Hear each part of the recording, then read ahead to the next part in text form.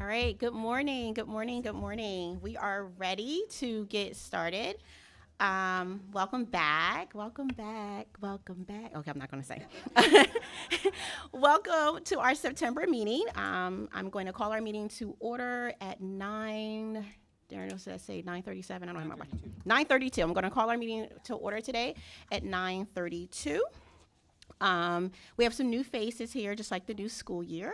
So the first thing I want to do is to give our new board members the opportunity to introduce themselves first, and then we'll go in and we'll do introductions of our seasoned members, I should say. So go ahead, if you're a new board member, go ahead and take the opportunity to introduce yourself, and we're going to start on this end. So bend the mic down and turn the mic on. There you go. Turn it on. As you can tell, I'm new here. No, it's part of your orientation. It's on-the-job training, just like in real education. Perfect. Great to see you all again. This is my first in-person meeting. I think I was at a virtual meeting this summer, so wonderful to see you all in person. My name is Garima Bhatt Handley. During the day, I work for a national nonprofit called Promise Venture Studio, supporting an organization that supports the 0 to 5 population in this country and their families. For many years, I ran the Baltimore City Teaching Residency, a teaching certification program here in the state of Maryland. So really, really, really thrilled to be diving back into Maryland things. And yeah, wonderful to be here with you. And I am, in this capacity, I'm representing the Senate President's Office, Senator Ferguson. So great to be here. Thank you. Welcome. Yeah, thank you. All right. Other new members? You're a new member. Good morning. I'm Nikki Woodward. I am a special education teacher, vision impairment, deaf blindness, specializing in birth through 5. So I've been with the Montgomery County Infant and Toddler Program for 19 years. In addition to that, as of August 1st, I rotated into the vice president position with Maryland State Education Association. And I love all things policy. So I'm so excited to jump in and do this work with you all. Thank you for today. Thank you.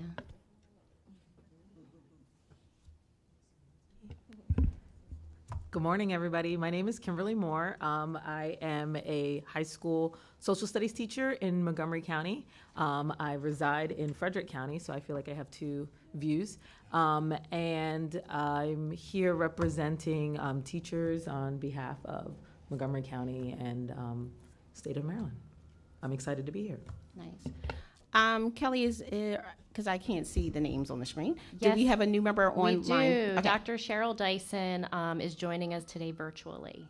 Yep. If you could come off mute and introduce yourself to the board.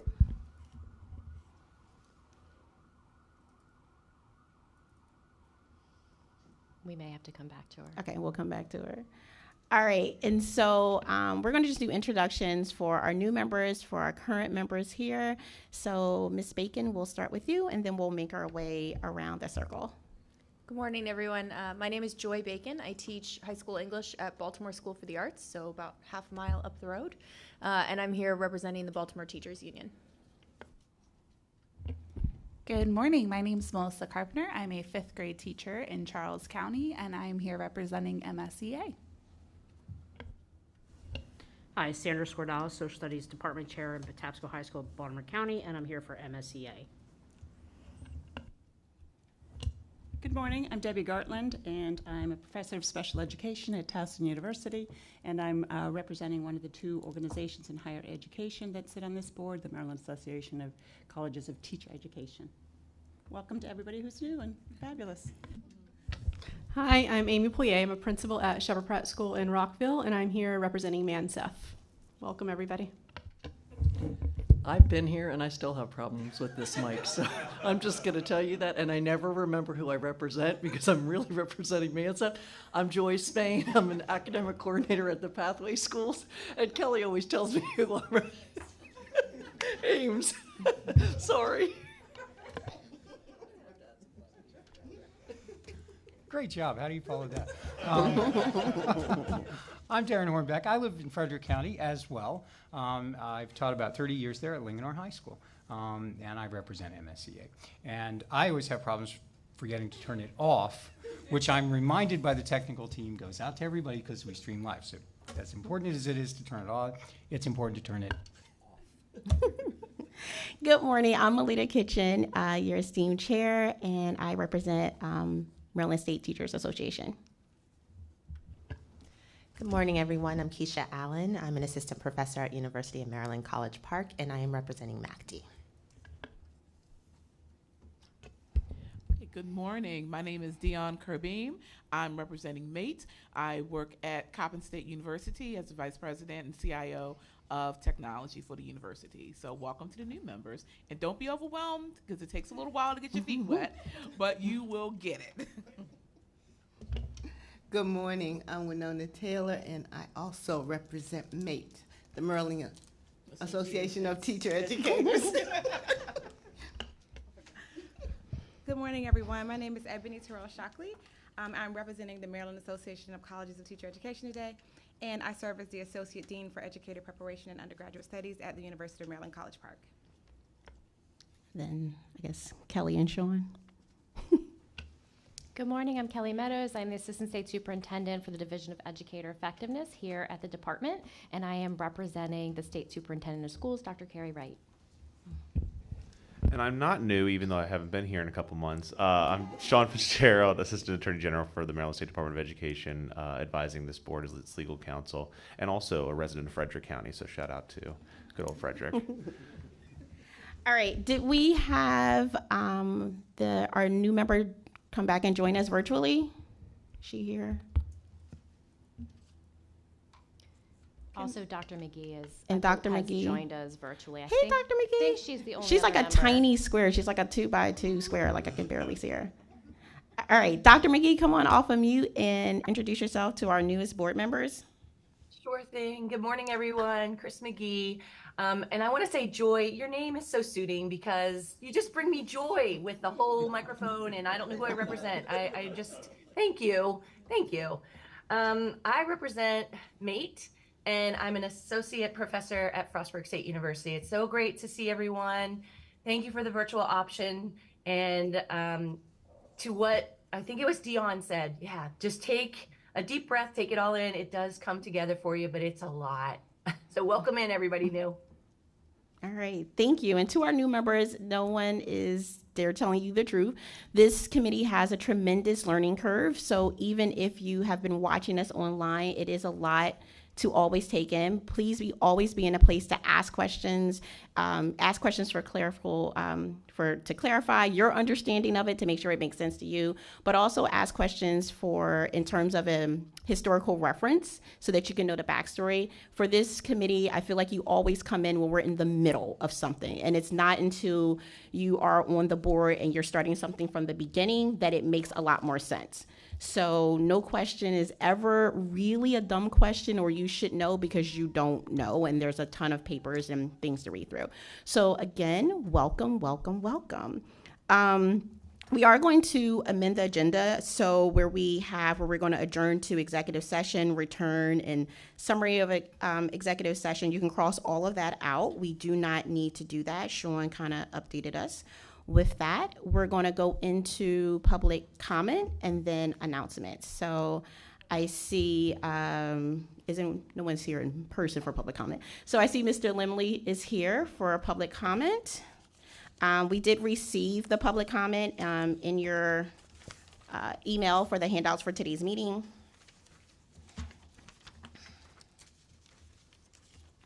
And Mr. Limley, when you are ready, you may begin. Good morning. Good morning, Chairperson Kitchen, Vice Chair Hornbeck, and members of the Professional Standards and Teaching Education Board. My name is Paul Limley. I'm a high school social studies teacher with experience teaching incarcerated youth and special education students.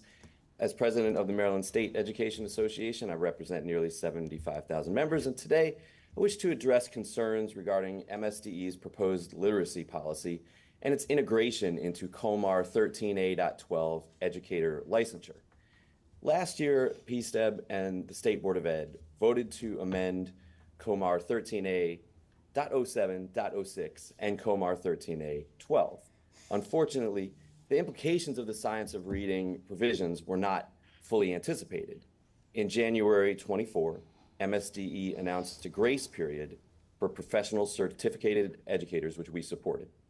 However, the August 2024 draft literacy policy did not extend those guidelines to elementary, special education, and ESOL educators, causing significant compliance and equity challenges as educators face the July 1, 2025 deadline.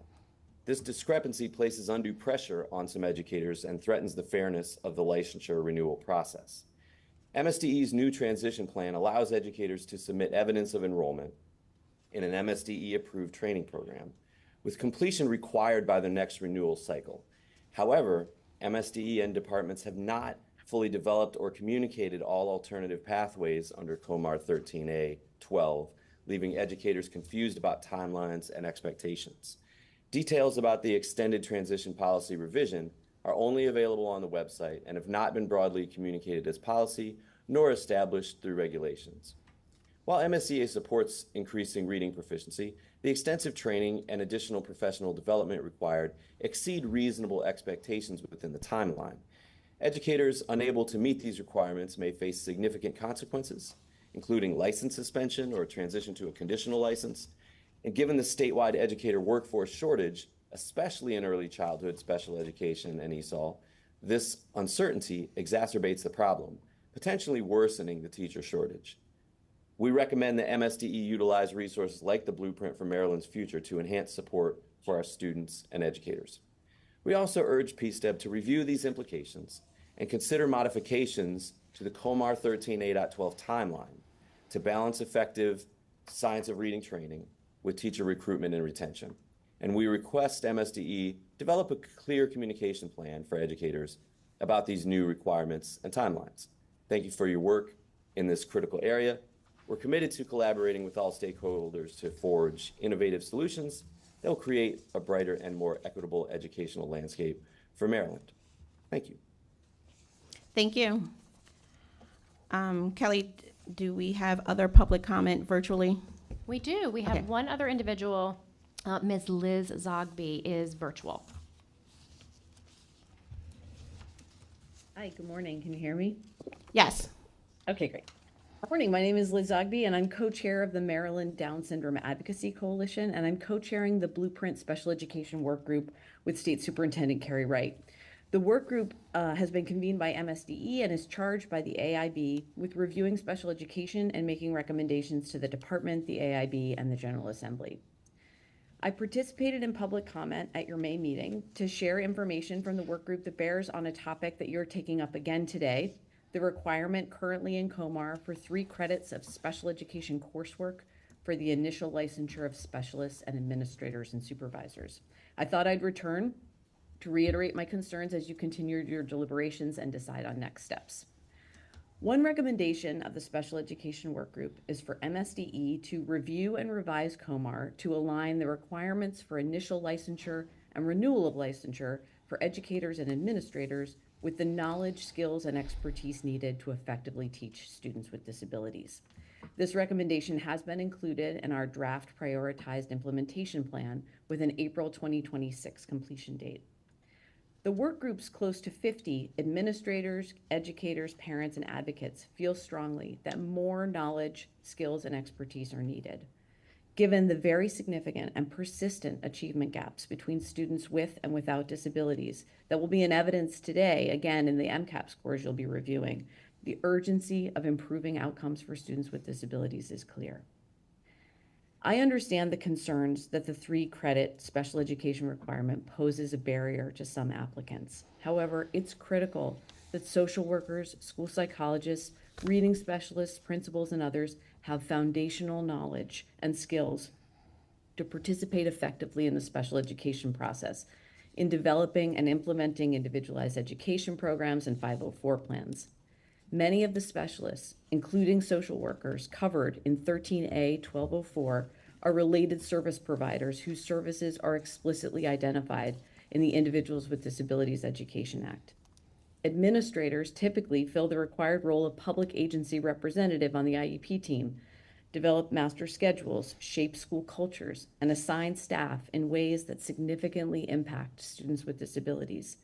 Individuals in these positions need more knowledge about our students and the system that is supposed to meet their support needs, not less. To meet our shared goal of improving education for students with disabilities, we should consider other strategies for addressing staff shortages that do not involve lowering standards.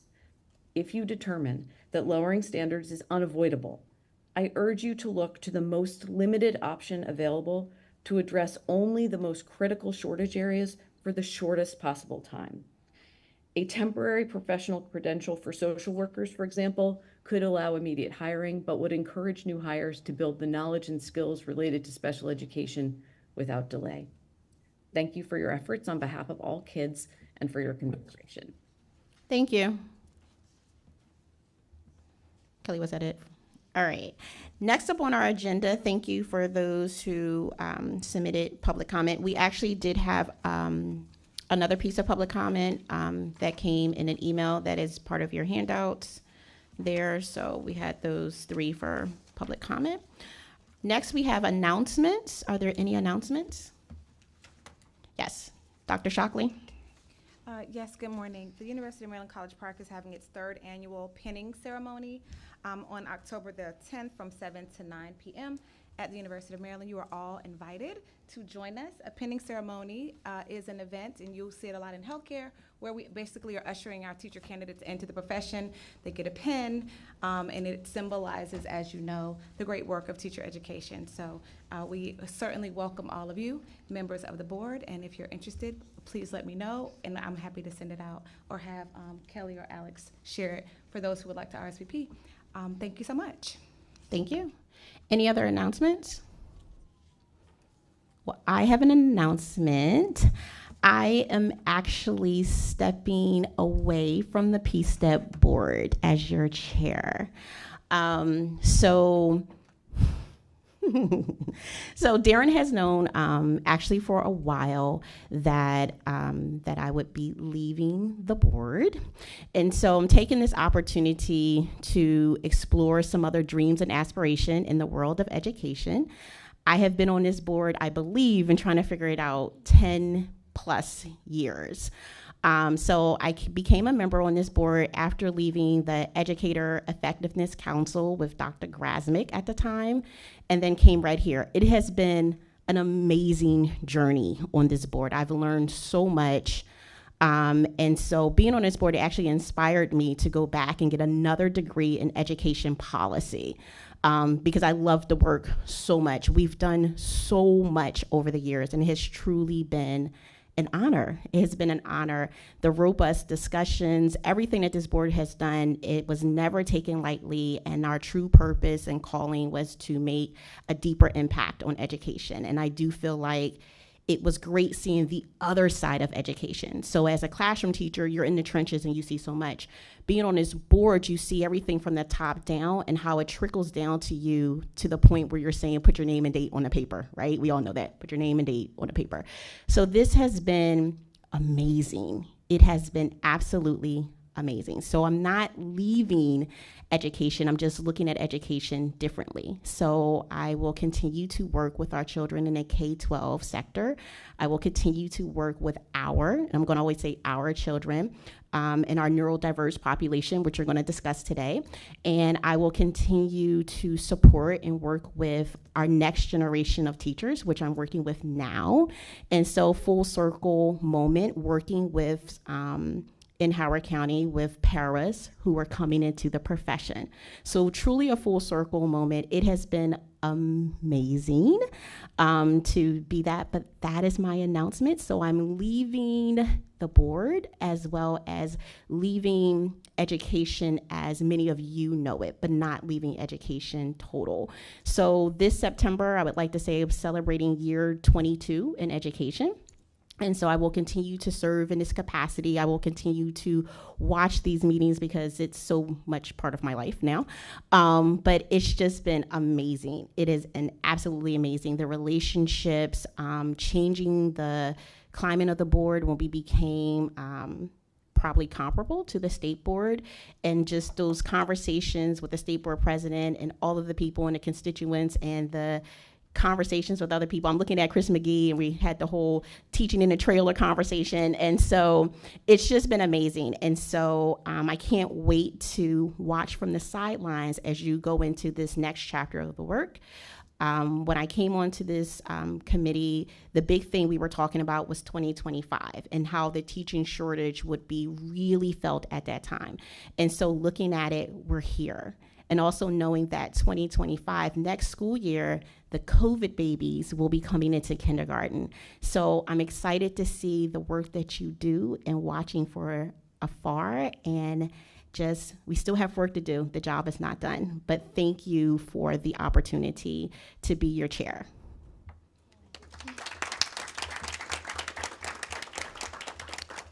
And so with that said, we need to have a election. Well, I'm going to jump in. Before we do that, I did have a little bit of pre-knowledge about this as we were working things through and you were thinking about making the transition. And especially if you're a new member on the board, one of the things you get out of this board, and one of the reasons I've stayed on it for as long as I have, is the education you get from everybody on this board. Mm-hmm. Because this is made up of the cream of the crop. It's the experts. That's why the governor put you here. And Melita, I have learned so much from you. And what you see how Melita is in this environment, in this meeting, but I also see how Melita is with people in positions of leadership in those meetings we've had with superintendents and sometimes people who weren't happy with our policies. And what I've learned from you is how you build those relationships through trust. Because one thing that people get with working with Melita is the knowledge that she's going to be genuine, tell the truth, and she's going to listen. And I've just seen how that has prospered the way this board does its work. So I have just learned so much from you. And you talk about the careers. We were making a list of all the stuff that has come across our table since Melita has been with this board in 10 years. It was ESSA. And those of you that are old enough know that those letters stand for different things at different times. So from Elementary and Secondary Schools Act to every Student Succeeds Act, and you were right here to steer us through that. The Kerwin Blueprint and the initiation of that and the getting it passed and then making sure our COMAR is in alignment with it and trying to improve it as it goes along and fine tune it. You were here through that. And the massive overhaul of so many chapters of regulations, probably the largest I think this board has ever gone through. And some of my happiest memories is I would call Melita or Melita would call me. We live in Columbia, and as coincidence, we live very close to each other. We're almost in walking distance. Right, we're almost in walking distance from our houses. I'm going to print out all this stuff. You print this, I'll print this, and we're going to meet at Mad City, which is a coffee house, and we're just going to go through everything. Or sometimes you come over to the house and we would have dinner, and let's just read everything together and organize it. And it's been such a wonderful relationship. Portfolio-based assessments and making sure we got that right. The in-district pathway to certification, a place we've never been before. Moving paras into licensed teaching positions, research-based reading programs, in-state and out-of-state pathways. We also worked on superintendent certification, the career ladder and its implementation, induction programs, teacher competencies and so forth, the disciplinary regulations that we went through and fine-tuned and sometimes And that's rejected. Understanding what moral turpitude means. Yeah. That's you, Sean. How long did we, we thought we had it, and then it was just like, we need one more meeting. We don't quite understand it. Yeah. But I just tell you how much I have learned and what a pleasure it's been and how much I'm just going to hate to see you go. So I took the liberty, and I didn't know this at the store, but I'm a little bit colorblind, but I think this matches. So we have, I'm kind of clumsy with this. So we have some flowers for you. I think that matches. Doesn't that match? Yes, it does. Okay, good. It's not just me. Okay. And I had no idea what you'd be wearing, so that's pretty good. And then I know a lot of you want to express your thanks, so I have a card. So I'm just going to get up and I'll put it around and we'll just pass this around. Thank you. And you of course can stay for as long as you want during the meeting. I know we have to go, do this transition. Yes. But if you decide to run off, I'll make sure I come by and bring the card. Thank you. Or you can just come over for dinner. I could just come over for dinner. So thank you. I hope that when I stepped into the role as chair unexpectedly, expectantly almost. I hope that I have led this committee, with integrity and fidelity and, pushing us to think outside of the box and work with each other and understanding our different stakeholder groups, and that, at the end of the day, it's all about the little people in the classroom who many people across the state are saying, put your name and date on the paper. So let's do this transition. So we actually have to have an election because the chair is moving. And so Kelly, step in here. So from my understanding, in the absence of the chair, the vice chair will become chair, and that we need to have an election for the vice chair. Correct. Correct. So we will open it up for nominations for vice chair. I would like to nominate Sandy for vice chair. Okay. I would like to nominate Ebony Terrell Shockley for vice chair. Mm-hmm. Ms. McGee? Dr. I was McGee. going to nominate Ebony as well. Okay. Thank you. Any other nominations? Okay, so we have one nomination for Sandy and one for Dr. Shockley. And so I think I'm a little rusty on this because we don't do this often. So Sandy, do you accept the nomination? Correct. Is that correct, Kelly? I'm rusty. Does she have to accept it?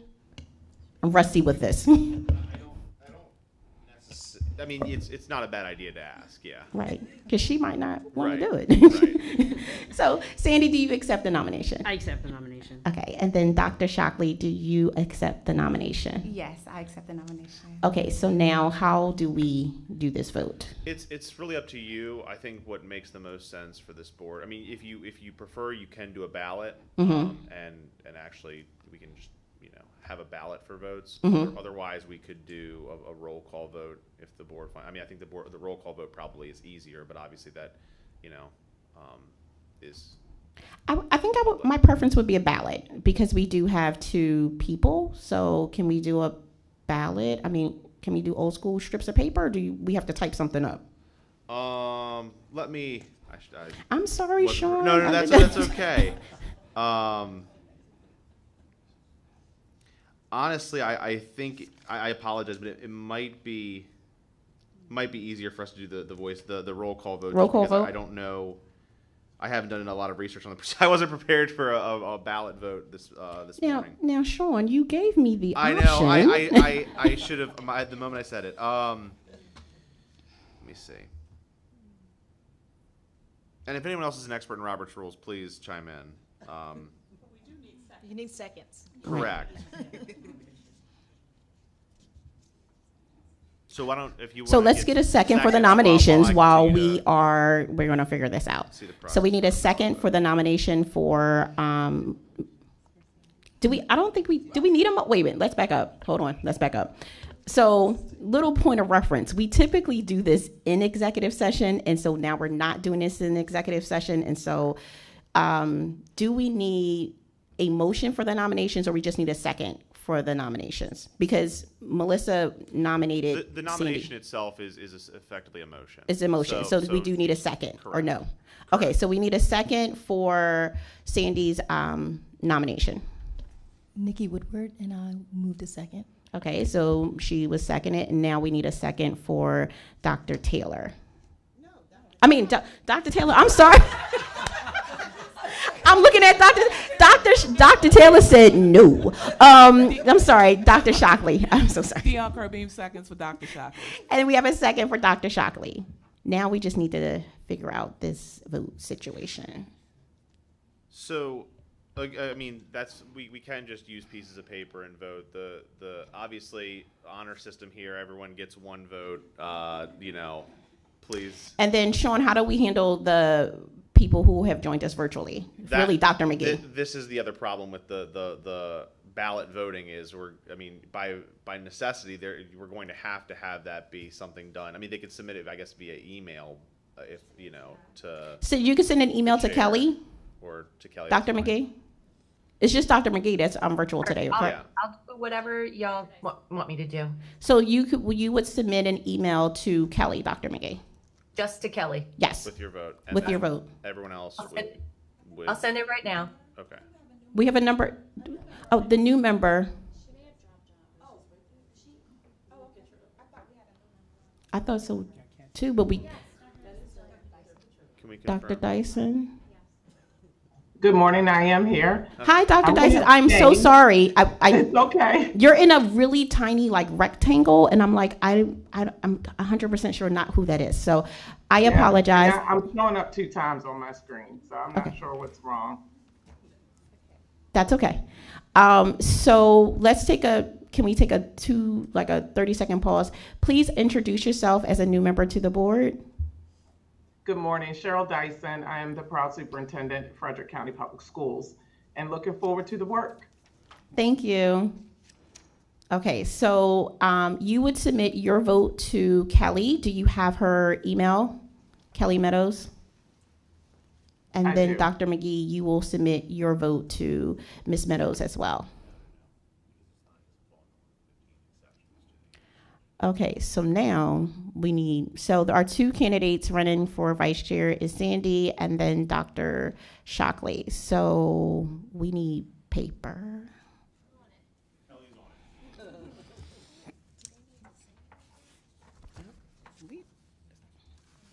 I don't think so. Kelly, my email has been sent.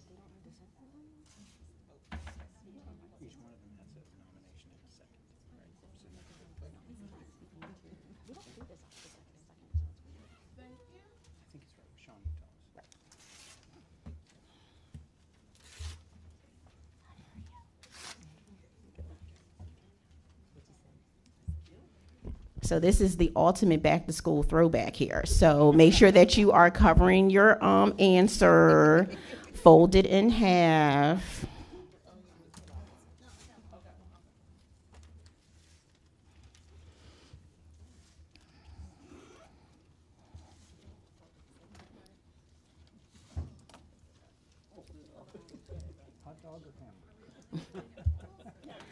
And then, Sean, are you going to collect the votes? All right, and then Sean will come around and collect the votes, or you can take your vote to Sean.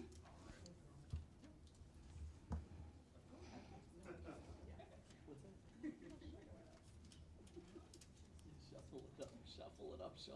Yeah, I'm gonna shuffle before I read. I'm not. No. Right? And if anyone asks for a recount, we're gonna have a problem. No hanging chads. Kelly, can I have a paper to vote, or can I not vote? Nope. Okay. So I won't be voting.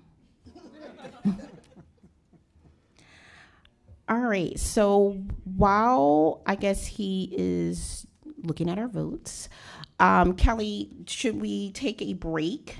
Because are the science of reading people here, or are they going to be here exactly at 10:35? So should we could, yeah, let's take a 10-minute break, and then we'll come back. So it is now 10:06, and so we will be back at 10:16. Thank you.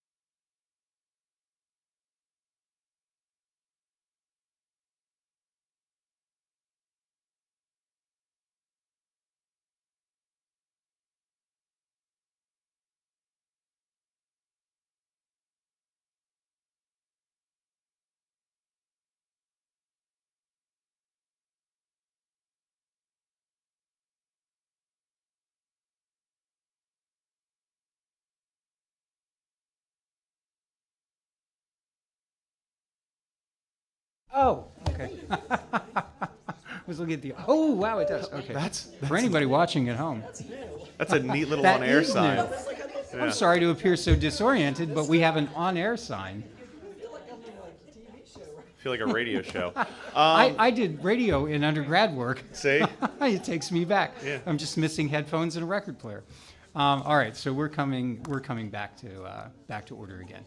All right, so Sean, can you walk us through this? Absolutely, and I apologize for the delay. It was because of the way the vote fell. It was a little bit of a nuanced scenario where I had to do some research on how abstention. We had 2 abstentions in the election, and so I had to do some research on how, because the vote was so narrow. It was literally a 1-vote margin, and so I had to do some research on how abstentions affect the what's needed for a majority. Robert's Rule of Order 44.1 indicates that a majority means more than half of the votes cast by persons entitled to vote, excluding blanks or abstentions. So we take the abstentions out of the vote, which means the total number of votes cast was 15, and therefore the 8-7 vote the 8 votes is a majority, even though there were 17 members present. So with that said, by a vote of 8-7, the vice chair of PSTEB is Sandy Scordalis. And thank you. And I did count it twice just to make sure, because it was razor thin. I didn't want it to be any kind of error. So. All right. Well, congratulations. All right. And Dr. Shockley, thank you so much for your willingness to serve. Yeah. And in October we will have votes for both chair and vice chair. So just kind of be prepared for that. Correct, Sean? You're vice chair for a month, and then we're doing this again. Well, I'll do my best. All right. And Sandy, just jump in if I do anything wrong, and Melita will still elbow me and push a paper in front of me occasionally, I'm sure. All right. All right. So I believe next on our agenda is the Science of Reading presentation. Are we ready for that? Yes? All right. Please come up. And if you would kindly introduce yourself, and you have the floor. And while you're doing that, would you like to make your whole presentation and wait for questions, or do you want us to jump in with questions as you go? What's your pleasure?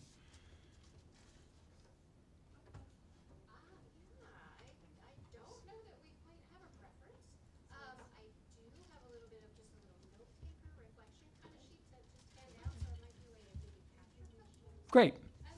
All right. We didn't hear what she said. Oh, yeah, if you can turn your mic on at all times, that's great. Sorry. To summarize, there's a reflection sheet that she's passing around for note-taking and so forth. So that'll give kind of an idea. And I think probably at this point, we'll just, if we can, hold our questions until the end.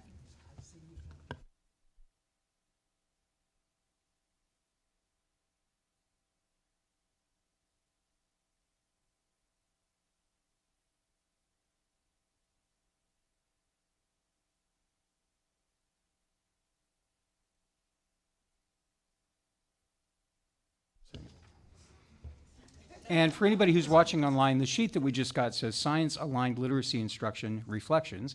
And there's a box for I used to think, and then there's another box for now I think.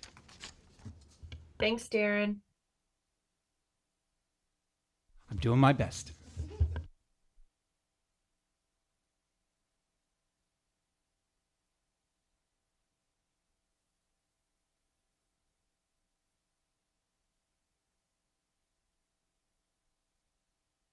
Again, we're just getting some sheets handed out for folks in the audience, and I think we're about ready to go.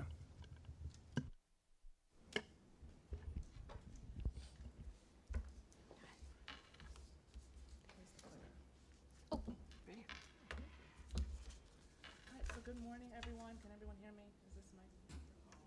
No? Is it on? Try the middle one. It's on. It is on? But it's not working? The light is on. Mm-hmm. Hello? No? That one? Yeah. Yep, so I don't even have to get close to it. That's perfect. It's okay. So let's just move you over there. So good morning, everyone. My name is Elena McKell, and I am one of the coordinators in the Office of Literacy Programs and Initiatives. And you might want to pull the mic Oh, pull it directly closer over. still? Oh, so closer still. Okay. There we go. Is that better? Yes. All Yes, right. thank you. So good morning again, everyone. My name is Elena McKell, and I am one of the coordinators with the Office of Literacy Programs and Initiatives.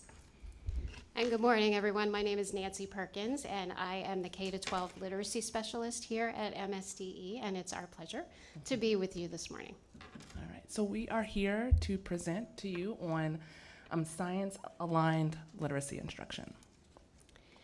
And now the little note-taker sheet that you got out, we're actually going to come to that at the end just as a way for you to capture any reflections, but we wanted to give it out in the beginning just to kind of put in your mind or to have you start with thinking about right now before we go through our little bit of information here on what it means to have instruction aligned to the science of reading. You may have some thoughts already on that. So there's that I used to think column or I'm thinking. So just to kind of pull that forward for you right now, you really don't need to jot anything down, but just so that you have that in mind and know that toward the end we might be thinking about maybe some learning that perhaps you've gained through the presentation or some wonderings that you have as we finish. So thank you for that. All right, so here is the outline for our presentation. We're going to do a very, very brief history of the reading wars and then jump right into the science of reading overview, spend a good amount of our time looking at the science-aligned literacy instruction, and then end with some reflections and space for questions. All right, so here are our meeting outcomes. We're hoping by the end of this meeting that participants will have gained some knowledge on the history of reading wars and the consequences of them. Learned an overview of the tenets of science of reading, and then consider what science-aligned literacy instruction should include. All right, so that brief history of the reading wars and balanced literacy. So the reason why we are at this space today, right, where there's this heavy focus on science-aligned reading instruction is because, one, we're looking at our data, right, and we're seeing that our data is not moving. We have a high percentage of adults that have, illiteracy rates, and our students are not growing and achieving at the rates that we would like. And so if we take a step back to see how we got to this place now, there was a time when there was a side of the road that heavily believed in phonics-based approach to instruction, so code-based, teaching kids that alphabetic code of a printed alphabetic language like English to help students be able to engage in word recognition, decode words in order to read them, and then in order to gain interpretation, meaning, comprehension. The other side believed more of a holistic, whole language approach, where if we immerse children in just literature and literacy-rich environments and really just focus on that love and that joy of reading, and through that immersion, that reading development will happen. It was more of a meaning-based approach, more of an approach that focused on memorization of words. If we just stay in them long enough, they'll be anchored into our memory, and that's how we'll learn to read. But the science tells us otherwise, and we're going to get into that in a minute. But then fast forward a little bit, because of that divide, there was a compromise reached. And so that compromise became balance of literacy. And so we're going to infuse all of the pieces. We're going to do a little bit of all of it, essentially was the answer. The issue is that balanced literacy still doesn't have a heavy enough focus on helping students to crack that alphabetic code that's necessary to read a printed language like English. And so balanced literacy is not ingrained in the science, the decades worth of science that we have that helps us understand how one does acquire the ability to decode a language like English, printed language like English, and engage in the reading process. So that's like the backstory. We're going to jump right into the science of reading because that's where the meat of this presentation is. So what is the science of reading? With the conversation still kind of happening a little bit around, this battle of which way to approach reading instruction, and even though science of reading is at the center, has a spotlight, there's a lot of misconceptions out there around the science. There's a lot of different reporting that's happening. And so what we want to do is level set and just have a common understanding of what the science of reading is. And so the science of reading is a large body of work. It's an evolving body of work. And we want to say evolving, right, because the science and the research is still continuing. We're still continuing to deepen our understanding of how someone becomes a proficient reader of an alphabetic language like English. But that research is a convergence of multiple disciplines. So there are some of them right here on the screen: neurology, cognitive science, neuroscience, psychology, education, all coming together. But there are other sciences that are also contributing now to this evolving body of research. And what this research does is it gives us information around how one learns to read an alphabetic language like English, where breakdowns can occur, and then as educators and parents and community members, how we can intervene in order to support students as early as possible in order for them to become effective and proficient readers. So it's a body of information that informs our practices. Okay. There's a lot, like I said, a lot floating around out there around what the science of reading is. So we wanted to spend some time talking about what it's not. And so the science of reading is not a new approach to reading and writing. It is decades worth of research. Some of the research goes back as early as the 1970s. So we've had this research for a little while. And so it's not a new approach to reading and writing instruction. It's also not a program, right? So you might hear people call it a framework or, a program. It's not that. It's information that we use to inform our practices in the classroom. It is not only phonics, right? Phonics gets a lot of the limelight, understandably so, because that first approach to reading is being able to decode the words on the page. And so phonics has a heavy focus when we talk about the science of reading, but the science of reading does not only include phonics. And we'll talk a little bit, just a little bit about all the pieces that fall into it. It's not based on one's belief system or philosophy. It is science, it is research, and it's research that has been replicated, it's research that has been peer reviewed, and so it's the science that has been studied for years now to understand how we learn to read. And then it's not a fad. I know we have, that instance in education where the pendulum swings one way and then it swings back the other. But the science of reading is what we know to be true at this time around how you learn to read a printed language like English. And so it's not a fad. It is the shift that we need to be making in our instructional practices and the direction that we need to be heading in order to change the trajectory of our students' proficiency rates in reading. The science of reading does not include the 3 cueing system. And so for just a little bit of background, the 3 cueing system is when you would have a student comes across a word they don't know.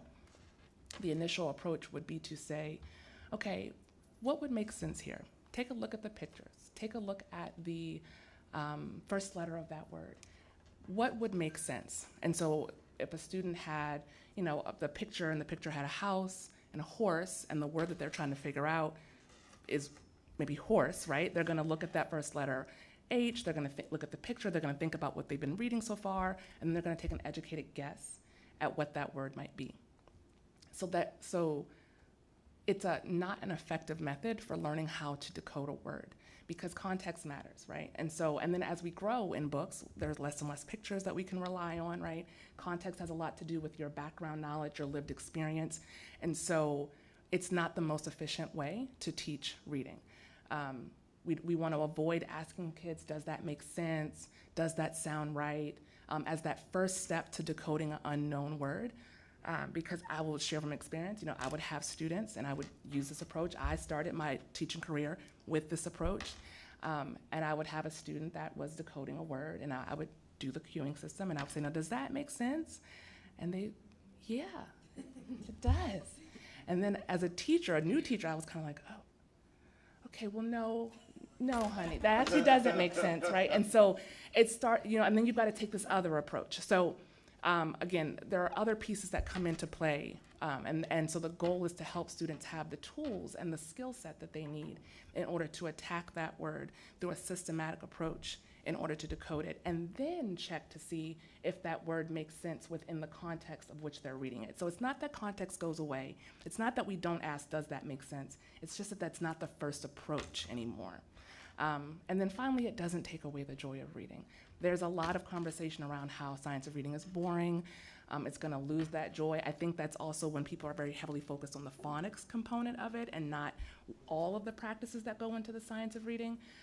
But even with the phonics portion, we like to offer a different perspective, because if you have the tools that you need in order to attack this book that's in front of you, you love dogs, you love reading about dogs, and there's this book in front of you about dogs, and you now have the tools that you need to decode the words within that book, and then the other tools that you need to then think about the meaning and the way that it's being used, and then in order to interpret that book, in order to draw meaning from that book, to learn more about dogs, to deepen your understanding, to have questions, that's joy.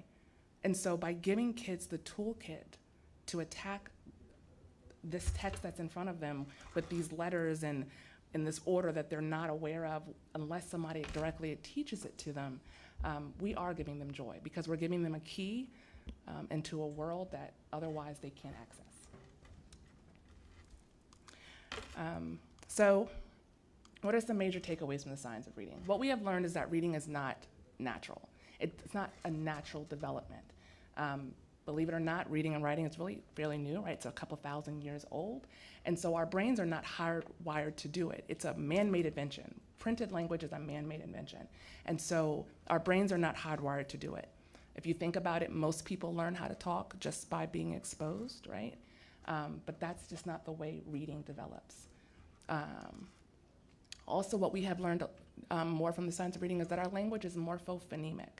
So our language is, our printed language, we spell by morphemes, so those meaningful chunks of language like suffixes and prefixes, but then we also learn, spell and read by phonemes, so those individual speech sounds, like the letter B represents B, the letter D represents D, and so those two different components come together within our language. And so students have to be taught how to crack that code and how to engage in that sound symbol decoding process and in that morphological decoding process. Some other major takeaways from the science of reading is that we know that for the most part, explicit instruction of those core components is going to be needed for students to become proficient readers, for most students to become proficient readers. And then we also know that skilled reading, we know it's complex. Skilled reading and writing is a very, very complex processes. And so it requires the seamless coordination of a variety of independent and interdependent skills. And so kids have to be taught those skills independently, but then also shown how they work together in order for them to engage in proficient reading. And then finally, what we also know is that students don't need a balance. What they need is to be taught the right pieces at the right time. So for example, we know that in K and 1, it's really important to heavily focus on blending and segmenting skills before students then move into second grade. You want them to have a good foundation on being able to blend and segment single syllable words, so that when they get into second grade and they move into more complex words and more multisyllabic words, they're just continuing on that journey. And so that's what the science of reading helps us know, that there are certain components to focus on depending on where that child is in their journey. All right. And then the last part I'm going to talk about before handing it off to Nancy is the reading brain. So as I mentioned, some of the science that has helped us has been that brain research. And so what that brain research has even helped us to solidify even more is that our brains are not hardwired to read. So there are parts of our brain that we have to reroute, restructure, and connect in order for students to engage in word reading and comprehension of a text. So here you see in the, we have the left side of the brain, which is the part of the brain that focuses on reading. The frontal lobe is where we house our speech sounds. Oh, it's our speech center, right? It's where it's how we're able to talk. So that part of the brain is already there. But then the occipital lobe in the back, that's where we house letters and whole words once we get to that point. So that occipital lobe in the back is where we begin to, it's our print center, let's call it that, right? Our print center. And that's where we begin to house letters, images of words, images of parts of words. But that part of the brain, that's not what it's for when we're first born. It's actually your facial recognition center. And so through instruction, that job of the brain gets kind of shifted somewhere else, and then it becomes the area that focuses more on print recognition. Something else that's kind of interesting about that area is that it's not holding whole images of like the letter A or the letter B. At first, kids are just holding the lines. So the diagonal lines, the curved lines, the straight lines that come together to form the letters. So just as a nugget of extra complexity that goes into the process. And so it's that frontal lobe with the speech sounds. The occipital lobe in the back is our print center. And then through instruction, we're able to connect those two portions of the brain through that parietal lobe in the middle, but it requires instruction to help that connection. And so at the time it was called the bridge, right? It's a bridge, and I remember having a coworker that said, we have to have a party on the bridge. We have to party on the bridge all the time through instruction because that's what's gonna lay those neural pathways to connect those two areas of the brain in order for students to build up their word recognition skills. Then what happens, which is pretty cool, within that occipital lobe, through enough direct instruction, practice, exposure, opportunities to grapple, productively struggle, another area of the brain forms, and that's our visual word form area, and that's where a student will begin to hold whole images of letters, whole images of parts of words, whole images of some words, right? And so that is what helps them to then move into a space of being able to decode and recognize words so quickly that it's as if they're reading by sight, but really it's just that the brain is a self-teaching pattern-seeking mechanism, and so if you feed it enough knowledge, it begins to kind of help do the work for you.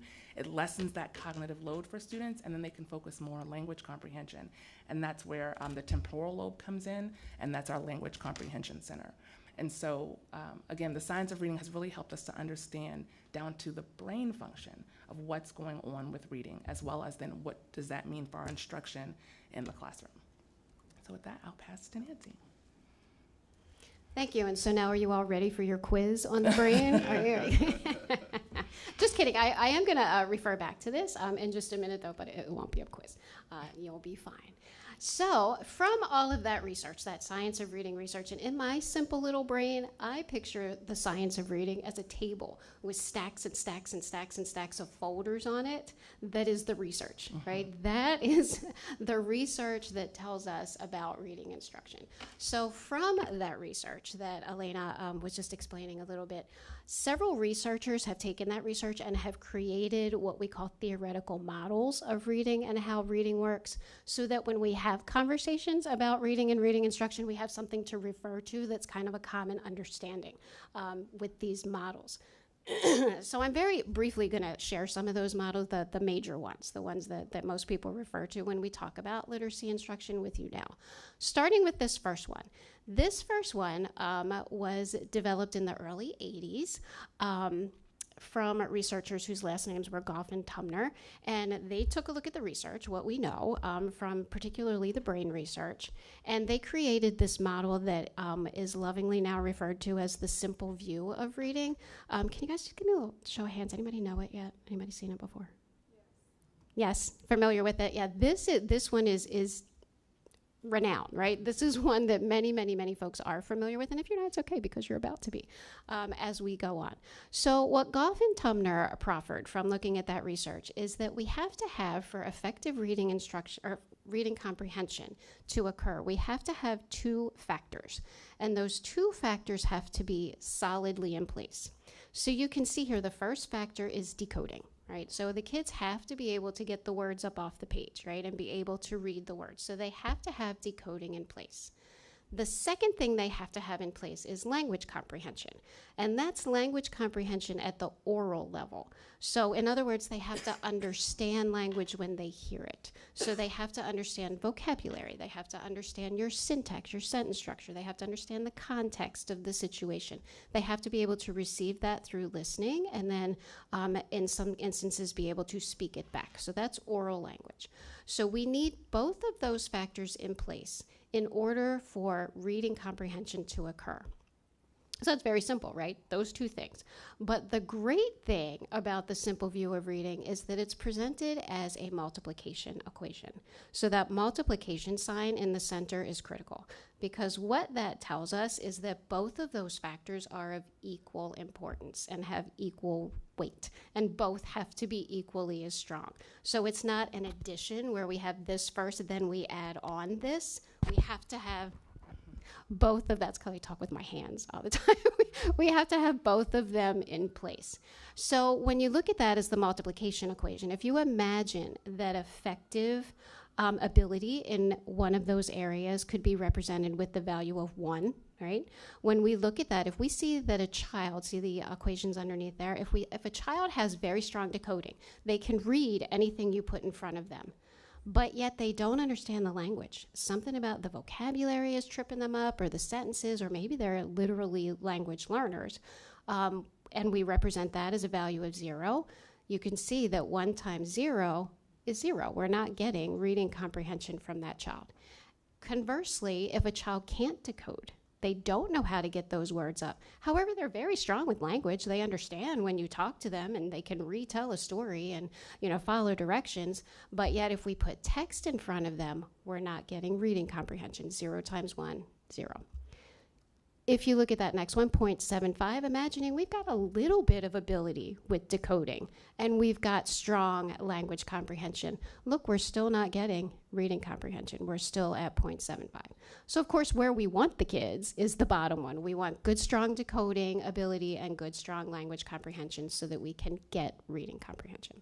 Okay, so that's one of the models, and again, that one is called the simple view of reading. And what this one did for us was really helped us to shed a light on that decoding piece and how important it is to get those good, strong decoders. So then, continuing on, we get into 2000. And in 2000, there was a panel convened by Congress, and they were called the National Reading Panel. And the National Reading Panel was a group of reading experts. And what their charge was to take those stacks and stacks of research sitting there on the table and go through them and pull out the ones that were high quality research studies and really just focus on them, filter out and just look at the high quality studies. And from those studies, they were charged with producing a report explaining, well, what do we need for quality literacy instruction? What does all of this research tell us? If we boil it all down, what does it tell us? So from the National Reading Panel, we got a report called the National Reading Panel Report back in 2000 that is now foundational document. And what we get from them is what we call now the 5 pillars of literacy instruction. So you see the 5 pillars here, and this tells us that for a comprehensive program for teaching kids how to read, we need to have all of these in place. So you can see phonemic awareness is the first pillar, and when we talk about phonemic awareness, that's that ability to hear the individual phonemes or those individual sounds in words. So for instance, if we take the word bat, classic example, the sounds b, a, t, bat. We have 3 sounds. Okay, that's phonemic awareness, that ability to hear the individual sounds. Then we have phonics, and when we get into phonics, now we are matching those sounds to the symbols. Okay, so the sounds to the letters, and we're connecting those. That's phonics. Then fluency, the ability to read with accuracy at an appropriate rate and expression, vocabulary, and then comprehension. The whole point, right, of all the reading is comprehension, to be able to understand the text as they're reading. Okay, so that is the 5 pillars, or they are the 5 pillars that we got from the National Reading Panel. Then we go a little bit later, 2001, a researcher named Hollis Scarborough. She was a researcher, but she was also a teacher. And she worked primarily with older students who were struggling readers. And she was trying to explain to parents how difficult reading is and why some of the kids are really struggling, and trying to show that it's very multifaceted and that there could be issues happening with any one of these particular abilities that would be causing difficulties for the students. So when you look at Scarborough's reading rope, you can see, and do we have a pointer or anything? I wish I had a pointer. When you look at it, you can see that the simple view is evident there. If you see the 3 bottom strands, over top of it, you see that word recognition factor. And then if you look at the very top of the strands, you see that language comprehension factor. So they're both still there from the simple view. But what Hollis Scarborough did was she teased them out a little bit and kind of explained them a little bit further. So if we look at the bottom strands, the 3 bottom strands, that gives us that decoding piece, that word recognition. And we see that phonological awareness has to be in place. as one of the strands of the rope. So phonological awareness, again, the ability to hear sounds, the different sounds in words. Then we have to have decoding in place, that ability to get the words up off the page and be able to read them. And then we have to have that sight word recognition built up. This is where I'm taking you back to the brain. If you remember, Elena just explained that we have an area in the back of our brain, right back here, left side of your brain, called the word form area. And that's where we store words that we have decoded enough times previously that they've gotten, we call it orthographically mapped. We have those words mapped so that they're stored back here. So we can pull them forward as if we're reading them automatically. So we in this room have thousands and thousands and thousands and thousands and thousands of words stored back there in our word form area, because that's why reading is fairly easy for us. We can pull those words forward really fast. Our kids, not so many, right? So that's their teacher's job, is to build up that sight recognition, build up the words that they have stored back there, okay? So that's the word recognition strands of Scarborough's rope. Then if you look at the upper strands with language comprehension, what do we need for kids to, once they've decoded the words, what do we need for them to actually understand? Well, they have to have background knowledge. They have to have some understanding of the content that they are reading about. They have to have a little bit of an understanding of the situation so that they can make connections in their brain. They have to know the words. They have to have vocabulary knowledge, because text is made of words, right? So they have to understand what the words mean. They have to have an understanding of language structure. And when we talk about language structure, we're talking sentence structure and syntax. And they have to have an understanding about how sentences work and how sentences can be put together and how they can be manipulated and how we can do that in our language and do it correctly. Verbal reasoning now is huge. I almost wish it was a fatter strand. Verbal reasoning is huge. Verbal reasoning is the thinking that kids have to do when they're reading. So we know they can do that surface level reading. They can just right, just go on and pull the words up off the page and get like a surface understanding of the text. But verbal reasoning is the requirement that to really understand that text, they've got to do some thinking of their own. They have to make some inferences based on that information. They have to make some connections. They have to connect what they read to other things that they already know. They have to draw conclusions. They have to understand if there's figurative language or connotative meanings of words in there. They have to be able to pull all that together, synthesize, summarize. All of that is the thinking, the verbal reasoning. So see, shouldn't that be a fatter strand? Like, that's a big deal. So that's the verbal reasoning strand. Then there's the literacy knowledge strand, and that's the idea that they have to understand how text works and how text can be different. So different genre. So how we read nonfiction differently than we read fiction, and how we read a newspaper article differently than we read our math textbook. So that understanding of genre and how text works and how text is put together and structured. So all of those strands go into skilled reading. And you can see that each of those strands, the beauty of this is that they're individual, meaning that they each have to be explicitly and systematically taught, but then they wind together and they twist and they twist and they twist as they get increasingly better at all of these to get that really good, strong rope. And when you look at that, what happens to a rope if any of those strands are broken? Yeah, ruh-roh, right? Now we've got a weak rope, right? It's not the rope that you're going to take mountain climbing with you, right? So that's the other understanding we get from this, that difficulty in reading can be happening in any of these strands, and we have to be able to figure out where are the difficulties happening for the kids and know how to address them. So that's Scarborough's rope. So that, I think, kind of takes us to like the main theoretical models. We have Simple View, we have the 5 pillars, and then we have Scarborough's rope.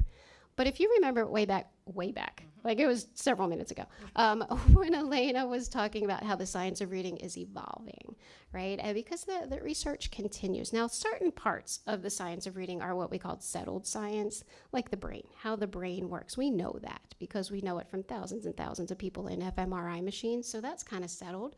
But what is still being researched and investigated are the best methods and strategies for working with the kids. So that is kind of still evolving. So if we could change the 5 pillars, which we can't because the pillars are the pillars, but if we could change the 5 pillars, we might do it this way, to just kind of massage them a little bit based on currently what we know. So if we look at it, we see phonemic awareness is still there. That's critical. Then phonics is still there also, but we continue phonics into the realm of word study. So phonics gives us that sound symbol connection, right? Being able to pull the words together. But now word study is where the words get bigger and longer, and we look at them and we know and we understand things like the prefixes and the roots and the suffixes. We might pull in word etymology. Where did the word come from? Because sometimes that matters in how the word is spelled and how the word is used.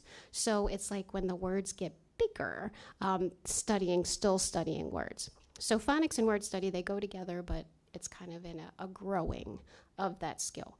Vocabulary fluency certainly are still going to be there. Look what's added now, though. Writing.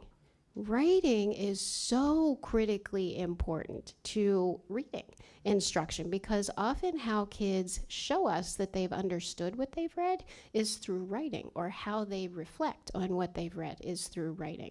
So writing is huge, and it wasn't part of the original 5 pillars, but we need to put a spotlight on it because it is very, very important also. And then notice how now comprehension is not a pillar, out there kind of as the star. Because as we said, the whole point of reading ever is comprehension. We want to get understanding of that text. And what we understand about comprehension now is that it's not an isolated skill. It's not, okay, and now we're going to work on comprehension. Comprehension, if you think of Scarborough's rope, is a compilation of all those different skills, and all of those different skills coming together to help us to develop that comprehension. So it's like comprehension is the goal. It's not a separate skill. It's where we're going to pull all of those abilities to get to that comprehension piece.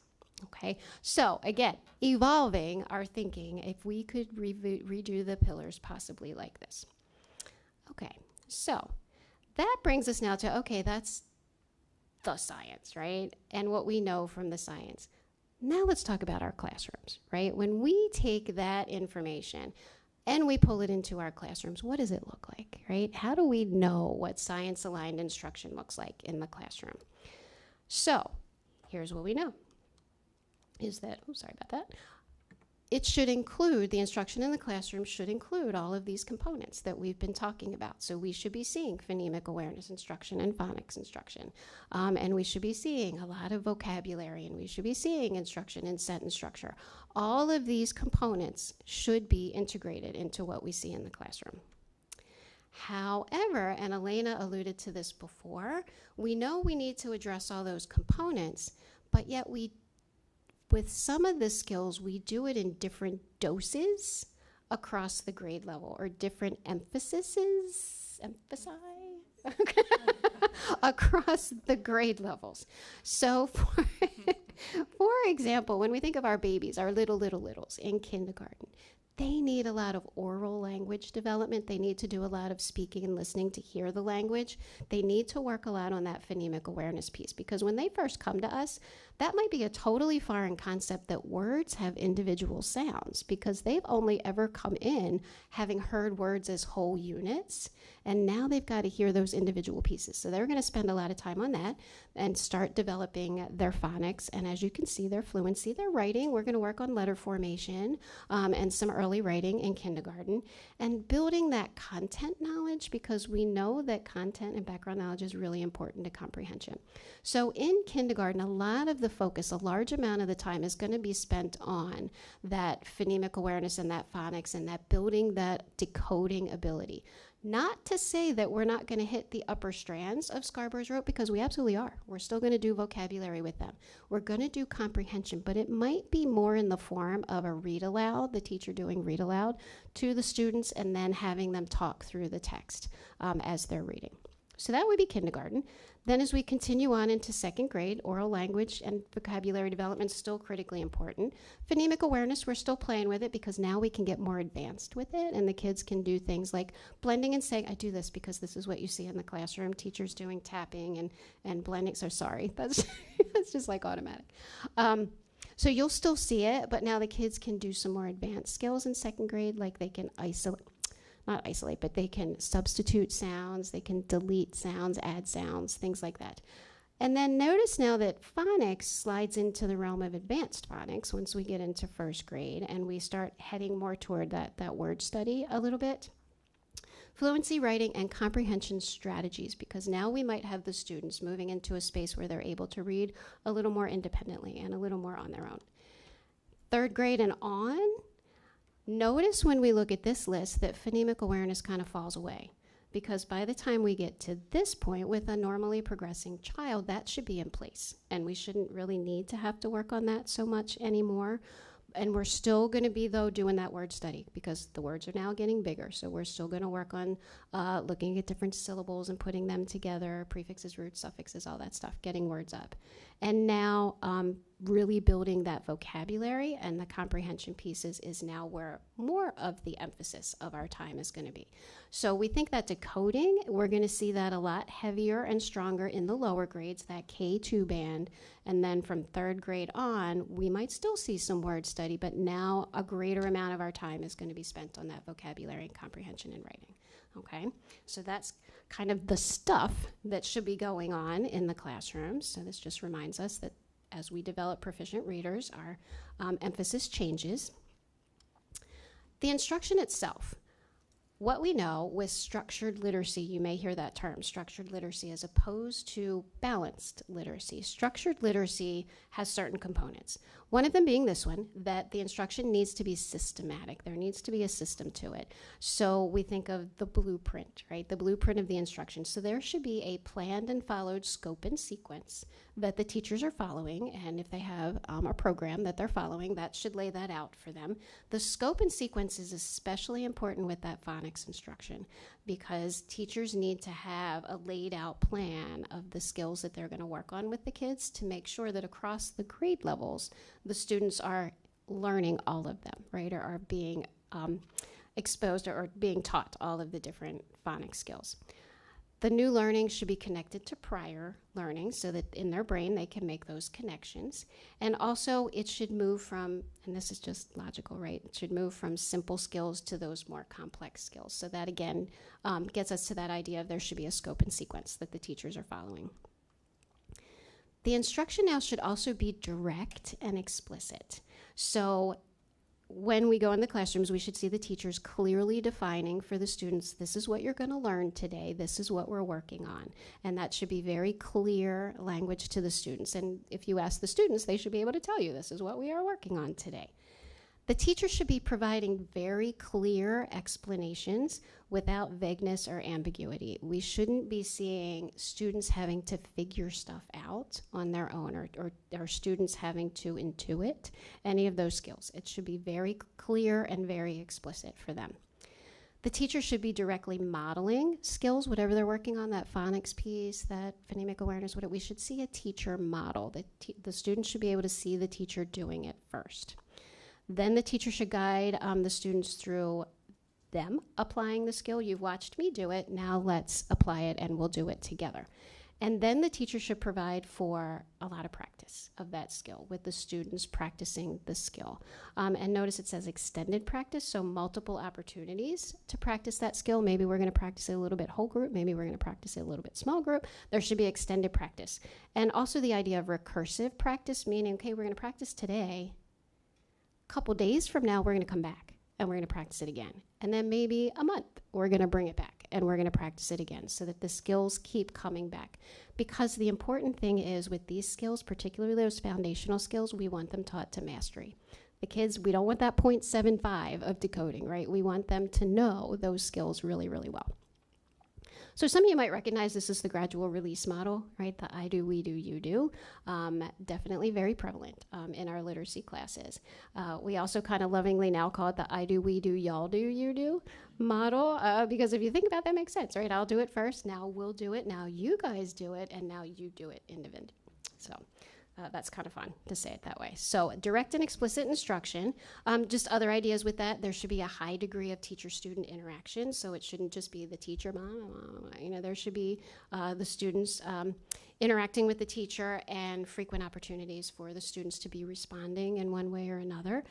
There should be feedback, a lot of feedback as the instruction's happening, both affirmative with the teacher giving, yes, that's right, and also corrective. Really important. If the teacher hears a student doing something incorrectly, the feedback should be obviously respectful, but should be immediate and corrective for the student, because we don't want them practicing errors, right? If they're doing something incorrectly, we don't want that getting here, right? We want them to hear it correctly, so that immediate corrective feedback. And the pace of instruction in the classroom should be pretty brisk, so that we don't want kids bored, right? So that they stay focused and they stay engaged, but not so fast that we're losing them. I heard a brilliant educator one time say, don't drive off without the kids. So that shouldn't be happening, right? So the kids should be there, but the instructions should be fast, well prepared and well paced. So direct and explicit. And the instruction should be data driven.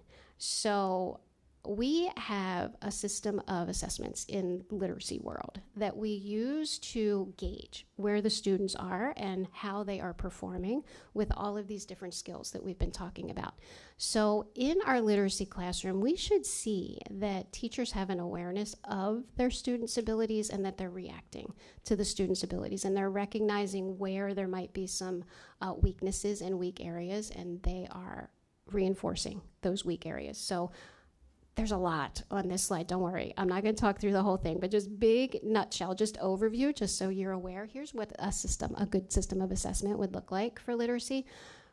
First, we have what we call a universal screener. And a universal screener is an assessment, if you have students in the schools, you probably know this, is an assessment that the kids are given 3 times a year, beginning of the year, middle of the year, end of the year. And it's a brief assessment that's given to all of the students, generally in K to 2, but we can certainly take it up into 3rd, 4th, and 5th grade as well. And it's just a little assessment just to see how are you doing universally, right, with the different reading skills.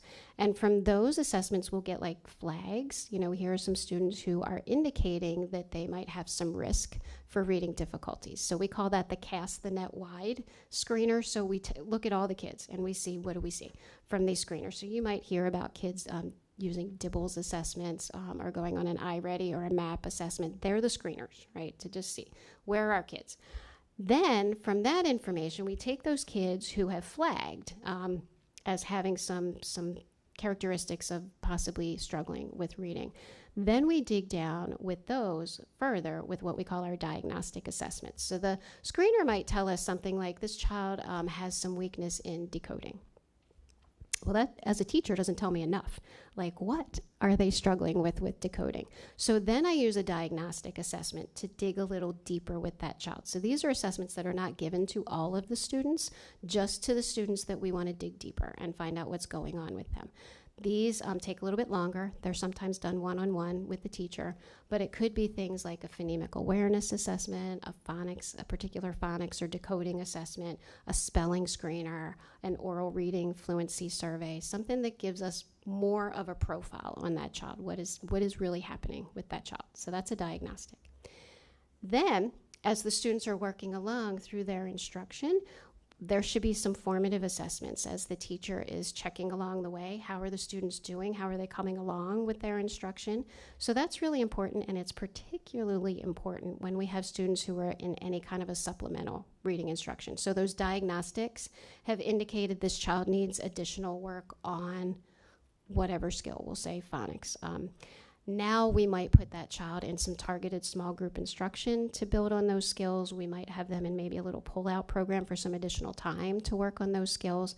we need to know that that supplemental instruction is working, because that instruction is supposed to be filling holes for them. So we don't want to waste time putting them in an instruction that's not going to work for them. So we need to check on it to make sure, is it doing what we want it to do? So then we get what we call the progress monitoring assessments, which are just quick little temperature checks along the way, just to check in. How are we doing? Are we growing? Is our instruction working? And if our instruction's not working, what adjustments do we need to make? Because we don't have time to waste, right? So that's a progress monitoring assessment. And then finally, there's the big capital A assessment, which is the summative assessment at the end of the year. And that's our assessment of learning and how the kids have done with learning grade level standards. So for us, we have the MCAP, right, assessment at the end of the year. There might also be end of unit assessments in programs that the kids are using, or in high school there's final exams, that kind of thing. That's the summative assessment, the big assessment at the end. So all of those assessments should be informing instruction as it's happening in the classroom, and the teacher should be being reactive to that data. Okay? Are your heads exploding yet? I'm going to pass the baton. We are coming to the end, I promise.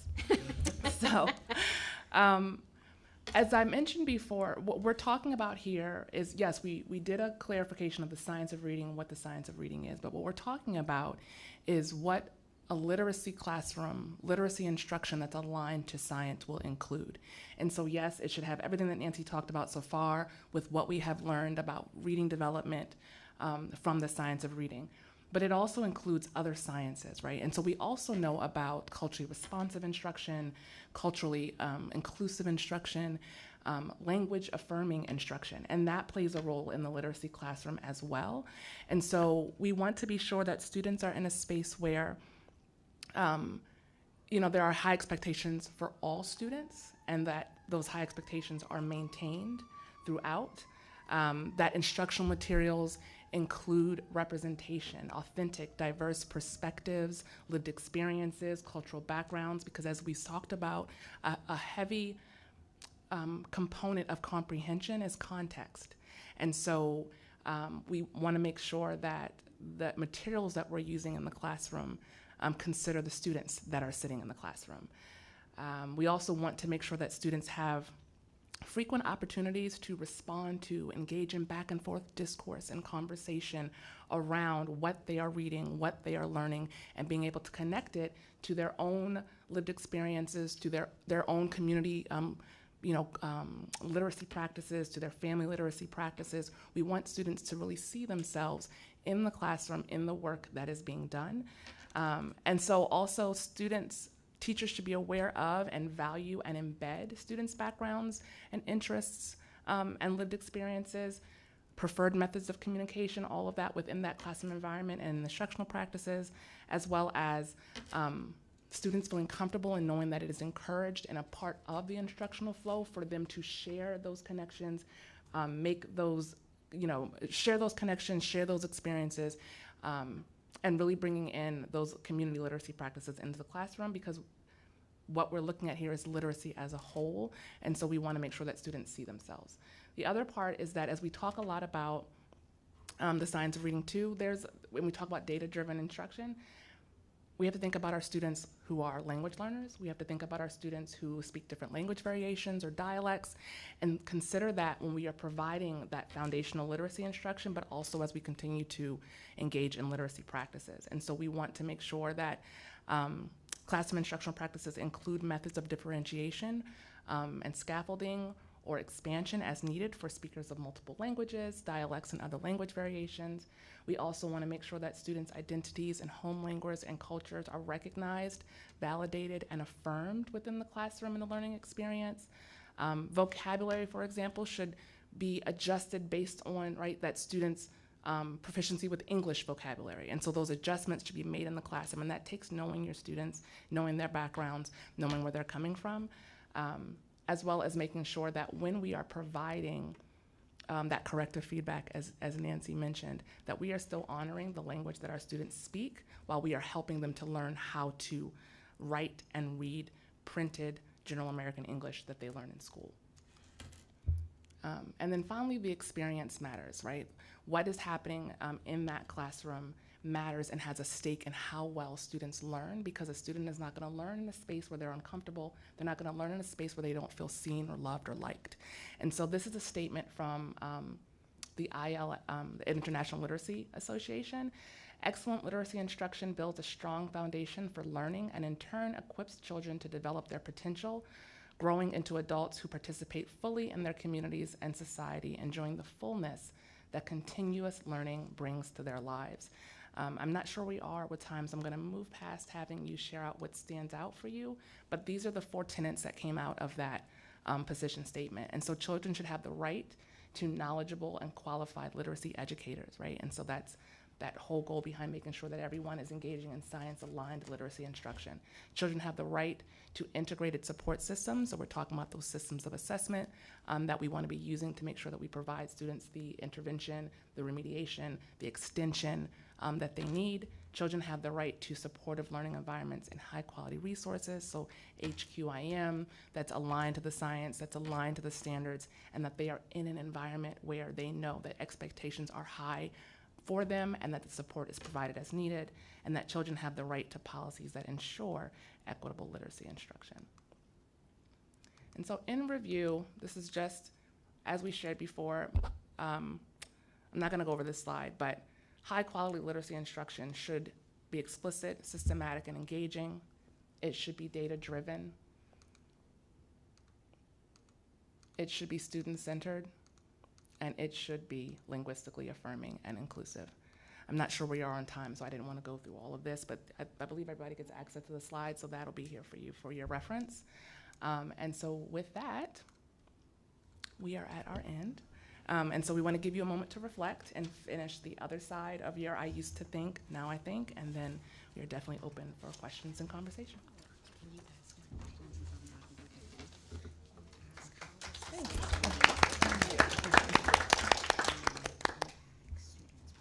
Yeah, so our thought was at this point you would just take a minute or two and just kind of jot anything down on that reflection sheet, and then we can share it. I have a question. First of all, excellent presentation, very, very well done.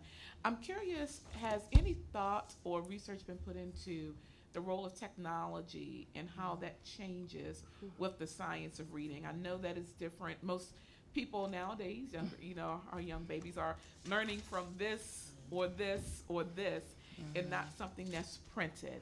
And I know that just from a technology side, from the research, the way how our brain looks straight down the middle to read, and how we pull out things, and even more things like audibles are helping for reading. Has that been taken into account, and how will that change as we become more digitally inclusive when people start with reading? That's a great question. That was a great question. That's a great question. And as you said, there's definitely research out there around digital literacy. There's definitely stuff coming out around how to use AI. And so that is definitely an element that our office is looking into, and looking at how to incorporate that and where it fits, and the guidance that needs to be provided for that. Thank you. I appreciate that, because one of the things that we've been looking at just from a technology standpoint is that the brain, the cognition changes in terms of how it works. I think the research is great, but it will be just sad that if we don't take that into account, and that our students are learning from digital devices and not printed materials anymore, that this may need to shift in how it's done. But this was excellent research. Thank you. Oh, thank you. Thank you. Yeah, and just to piggyback on what Elena just said, there are definitely people out there that are researching that and how the digital reading is different than the print reading. There's a lot. The basic science of how we read remains the same, but there are nuances. There are definitely nuances, and we know ourselves, right? When we read digitally, we do it differently than we do with print. So there definitely is a lot of research out there. And as Elena said, yes, it is very important for us to, because that's part of the environment now, right, of the kids. So we definitely have to be considering that and thinking of that. Yeah. Because I think about writing, how we were talking about writing and the role that writing plays in comprehension. But it also plays a role in reading development. And so, you know, having students physically write the letters, physically write out the words, helps with that sound symbol correspondence, helps with orthographic mapping, helps with building that automaticity. And so we have to think about it from, you know, from such a large perspective, and think about the, you know, the consequences of depending on the direction that we go in. So yes, I appreciate you bringing that up, and that is definitely a conversation within our office. So we're also considering, and we've heard public comment about special education advocacy. What does this look like, particularly for students who are hard of hearing or vision impaired, in terms of, are you starting with a sort of normalized definition of science of reading and then adjusting that for students, or like particularly students who are hard of hearing and don't have potentially the ability to connect a sound to a word? What does that look like from an instructional standpoint for teachers? It's a great question also, and yes, you are correct that students who are auditorially impaired do have a difficult time with learning to read. However, they have, and I am not an expert on this at all, I know like this much. Our folks who work with our deaf and hard of hearing students have strategies to use with them. Well, first of all, there's a very large community of deaf and hard of hearing students. So we have our students who can lip read and who work that way. We have our students who communicate with sign language, and then we have our students who have cochlear implants, who have a little bit of hearing. So we have to take those kids and figure out, well, can they hear? If they have a cochlear implant, if they can hear, we are going to try to introduce them to standard phonics and regular phonics the best we can, if they can hear. If they can't hear at all, there are different strategies. One of them that I'm thinking of is called visual phonics, where we have a picture or a symbol or a gesture that connects to a sound, so that the students learn that, and then through that they can develop their ability to decode.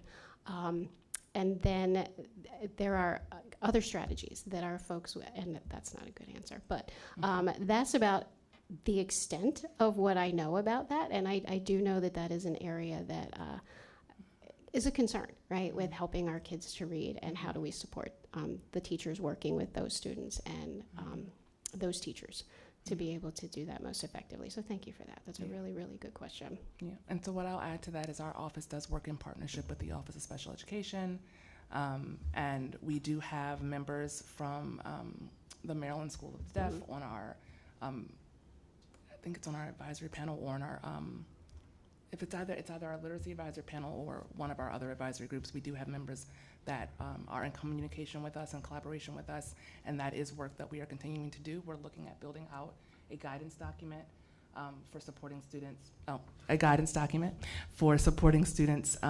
with special needs, as well as students that are MLL. So that is work that we are doing right now. Can I add to that? Well, actually, first of all, I can only imagine the charge to adopt a particular body of work to then move forward across the state. I want to just start with that before I even jump into my comments. And I really appreciated and was excited that in the evolved model that it included writing, because as you are, I'm sure, aware, the reading wars do continue, and it's largely because when the commission was charged in '97 for the report in 2000, their writing was not included. And then in the case studies and other studies that were left out of the report, there were these opportunities, for example, for writing. And I wondered about how when we share the work and when we help you carry out, right, these practices and share the research, if we think about how you started with the definition of reading and then broadened it to literacy to include writing, as well as having a starting point as, and I was a reading specialist, so this is like totally, and I also taught you cell and biology, so I'm kind of all over the place. But anyway, I will tell you, I appreciated Dr. Kerbin's comment, because when we rolled out an iPad initiative, one of my students did not have arms. And it sort of changed how I thought about technology. just like when I taught students, right, with, for example, hearing devices, it changed how I thought about reading, and when I present about it, I say, you know, it is, when we start with decoding, it is either what the eyes see or what the hands feel.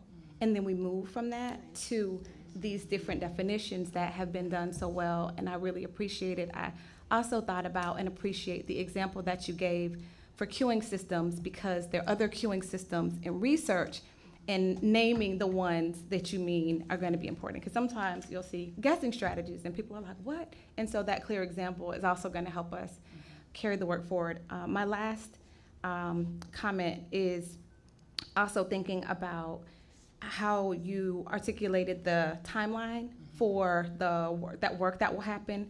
Appreciate that word study in there. I wondered about our early learners. I think about our new member who serves birth to 5-year-olds, and our early learners, our pre-K learners, and some opportunities, especially with the new literacy policy. I think the new one's coming out today or tomorrow, the new version, and how that third grade work, I noticed it goes from like 180 minutes to maybe like 120 or 150.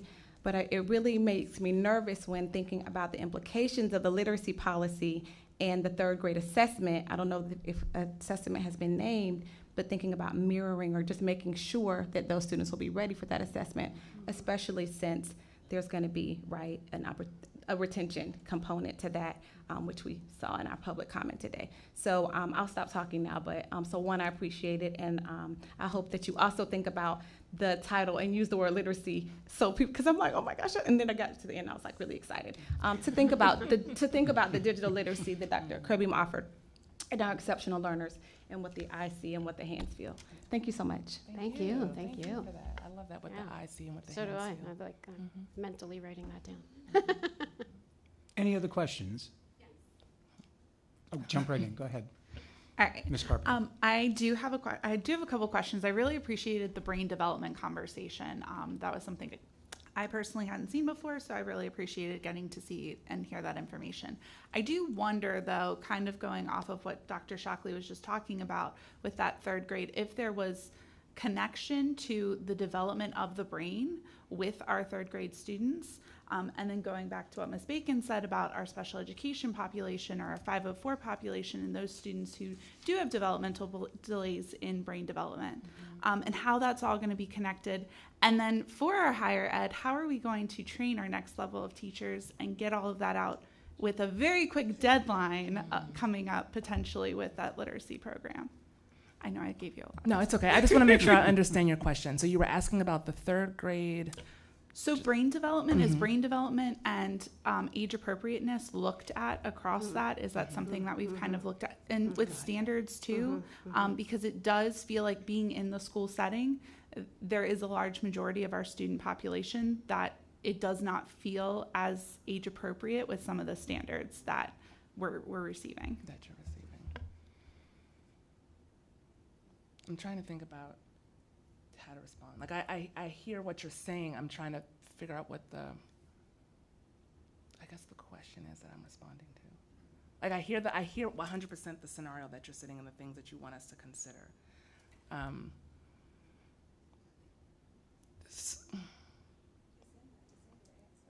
No, I'm in my what answer?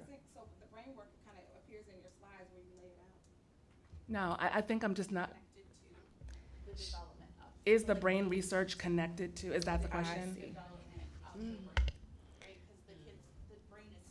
Constantly evolve. Yep, it's malleable. Yep. Is that connected? Yes. Yes, that is yes. The short answer is yes. The short answer is yes. I'm sorry. It took me a little bit to get there. Yes, the short answer is yes. All of that connected then to all of the standards that we're seeing coming for requirements for all of our grade levels. Yes, that is connected. And one thing that I can mention is that another thing our office is doing is working on our standards and revising. Actually, that work is starting tonight. And one of the areas that require some attention are our foundational skills, and the foundational skills we are definitely going to be revisiting in light of information that may be more solid now than it was when the standards were originally written. They're now 12 years old.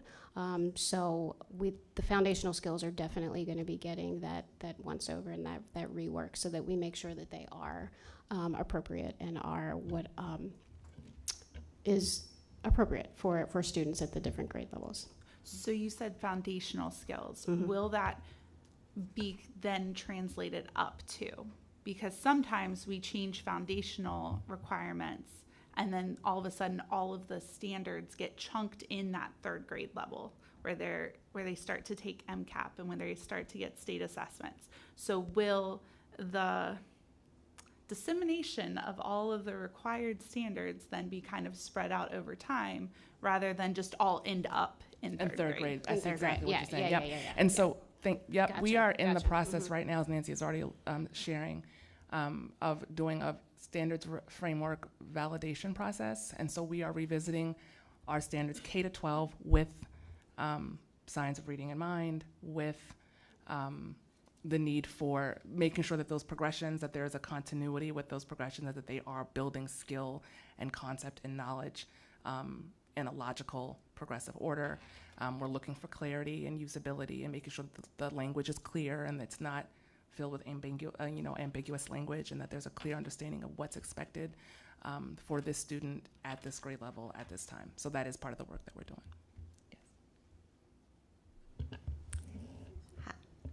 Dr. Taylor, did you have a question? Oh, I- okay. Sorry. I do. Just reading, Dr. Allen. Thank you for your presentation, and I was really excited to see that you all are considering culturally responsive and inclusive instruction. But we also know that that's often like the piece that is kind of left out.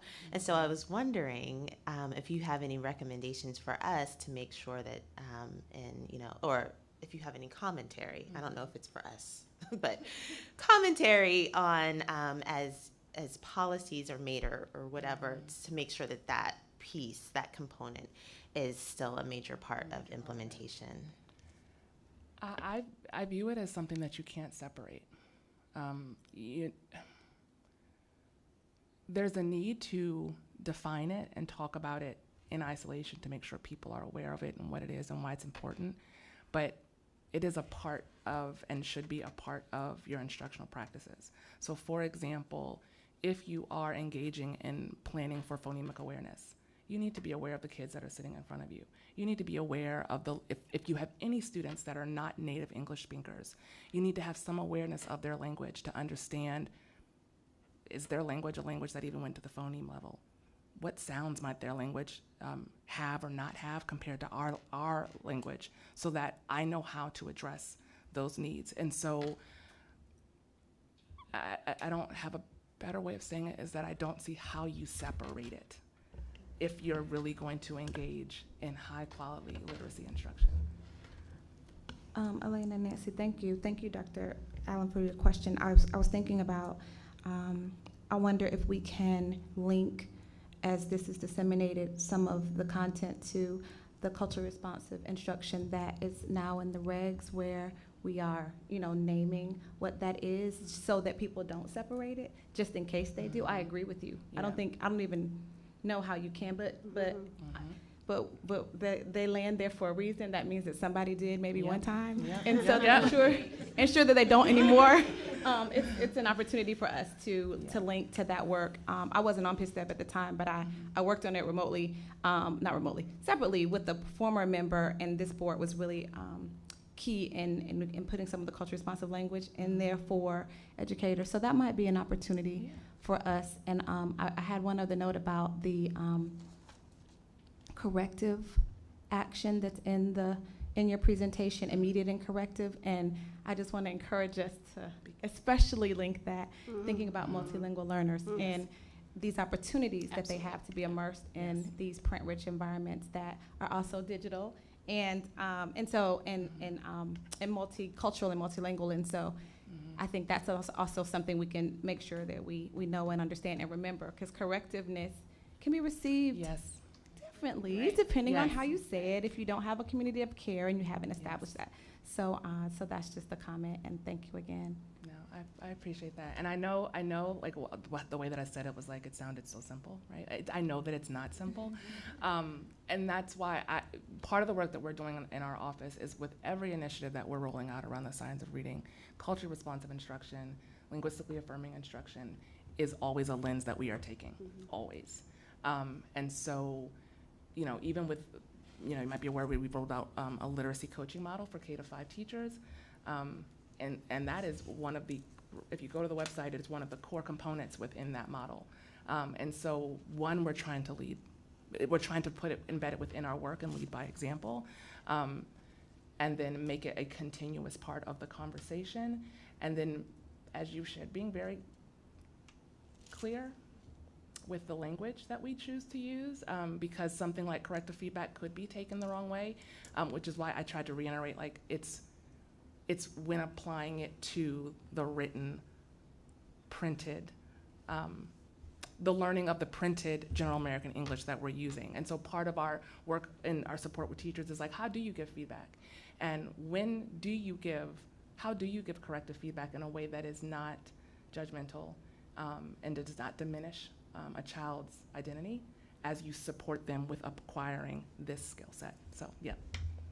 Good conversation. Ms. Cordalis, and I Yeah, appreciate you waiting. Yeah, Thanks no for your problem. patience. So actually, I'm encouraged with a lot of the conversation about multilingual learners, because I'm a high school teacher, and so like I have students who speak no English who are in my social studies classroom, and so right away I wrote a note that, you know, how does this concept impact the idea of communicating with the students in my classroom who can't speak English and are trying, you know, we're doing all kinds of different ways to help them and the impact of that.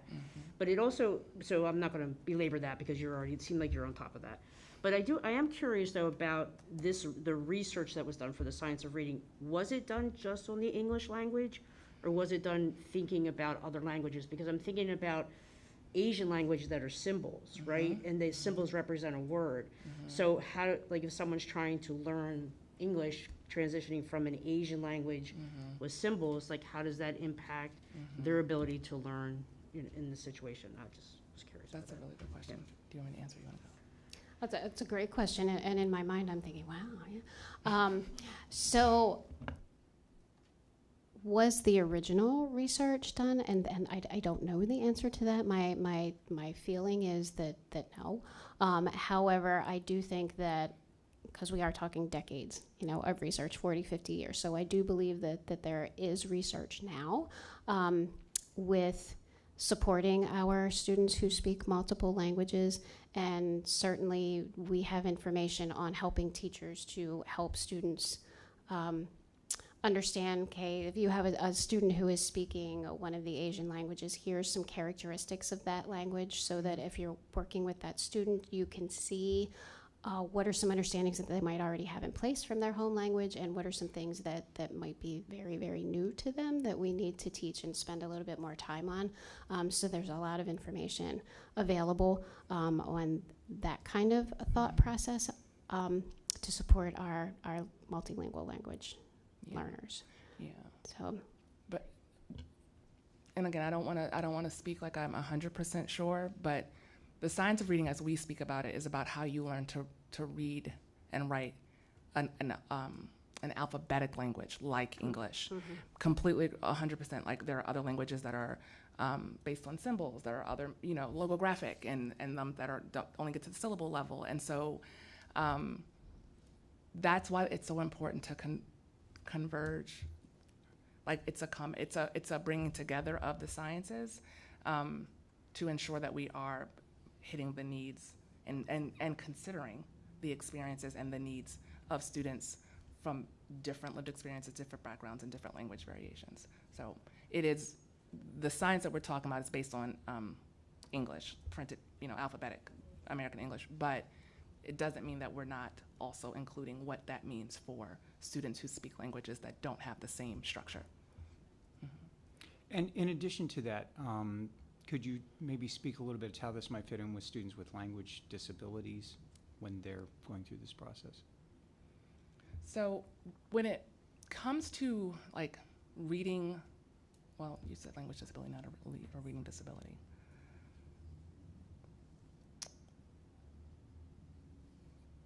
when you say language disability, are we thinking like students that would have trouble with that area that Nancy was highlighting, like the language comprehension portion? Yes. So there is, when it comes to like looking at like reading disabilities, there's still a lot of research happening with reading, like identifying reading disabilities and really naming reading disabilities and what it's not as clear. So we have like, we know that students can have a deficit in like the phonological processing area where they have difficulties with, you know, hearing and holding on into memory those individual speech sounds and then being able to apply it to their orthographic processor in order to connect it to print and to read. We know that students can have difficulty with rapid automatic naming. You know, they don't always remember and can recall letters or numbers or objects and stuff like that. And then we also know that students can have an area of need with comprehension, but it's not quite as clear. And so for that, I would say the research is still being done on that. And that's why we work very closely with our Office of Special Education as we put out guidance around how to support students that are coming to us with those different types of backgrounds. Yeah, great, thank you. You're welcome. And I know we have more questions in the room. I do want to make sure we throw it out to our folks online. So Ms. McGee or Dr. Dyson, or Dr. McGee and Dr. Dyson, did you have any questions? Nope, all right, I'm saying no. All right. No, Dr. my Shockley, question was answered, thank you. Okay, great. Dr. Shockley, I think you still had a question or a comment. Yes, just a comment about the English learner work group content that's available. Remember, I was also an ESOL teacher, so I'm so excited about all this talking. I was an ESOL biology teacher, so as soon as Sandy brought it up, I just wanted to go hug her. Great question. And so like the content area ESOL research, Joanne Crandall is who I think gives us great research. And then just because your colleagues in this building have already done the work, so you know we could link it because we're going to be sharing this. I'm in higher ed, I prepare teachers, so I really love the question about, so what are we going to do to the teachers? I'm like, I'm already thinking about it. And so just looking at what the work that's done and linking it together to make sure.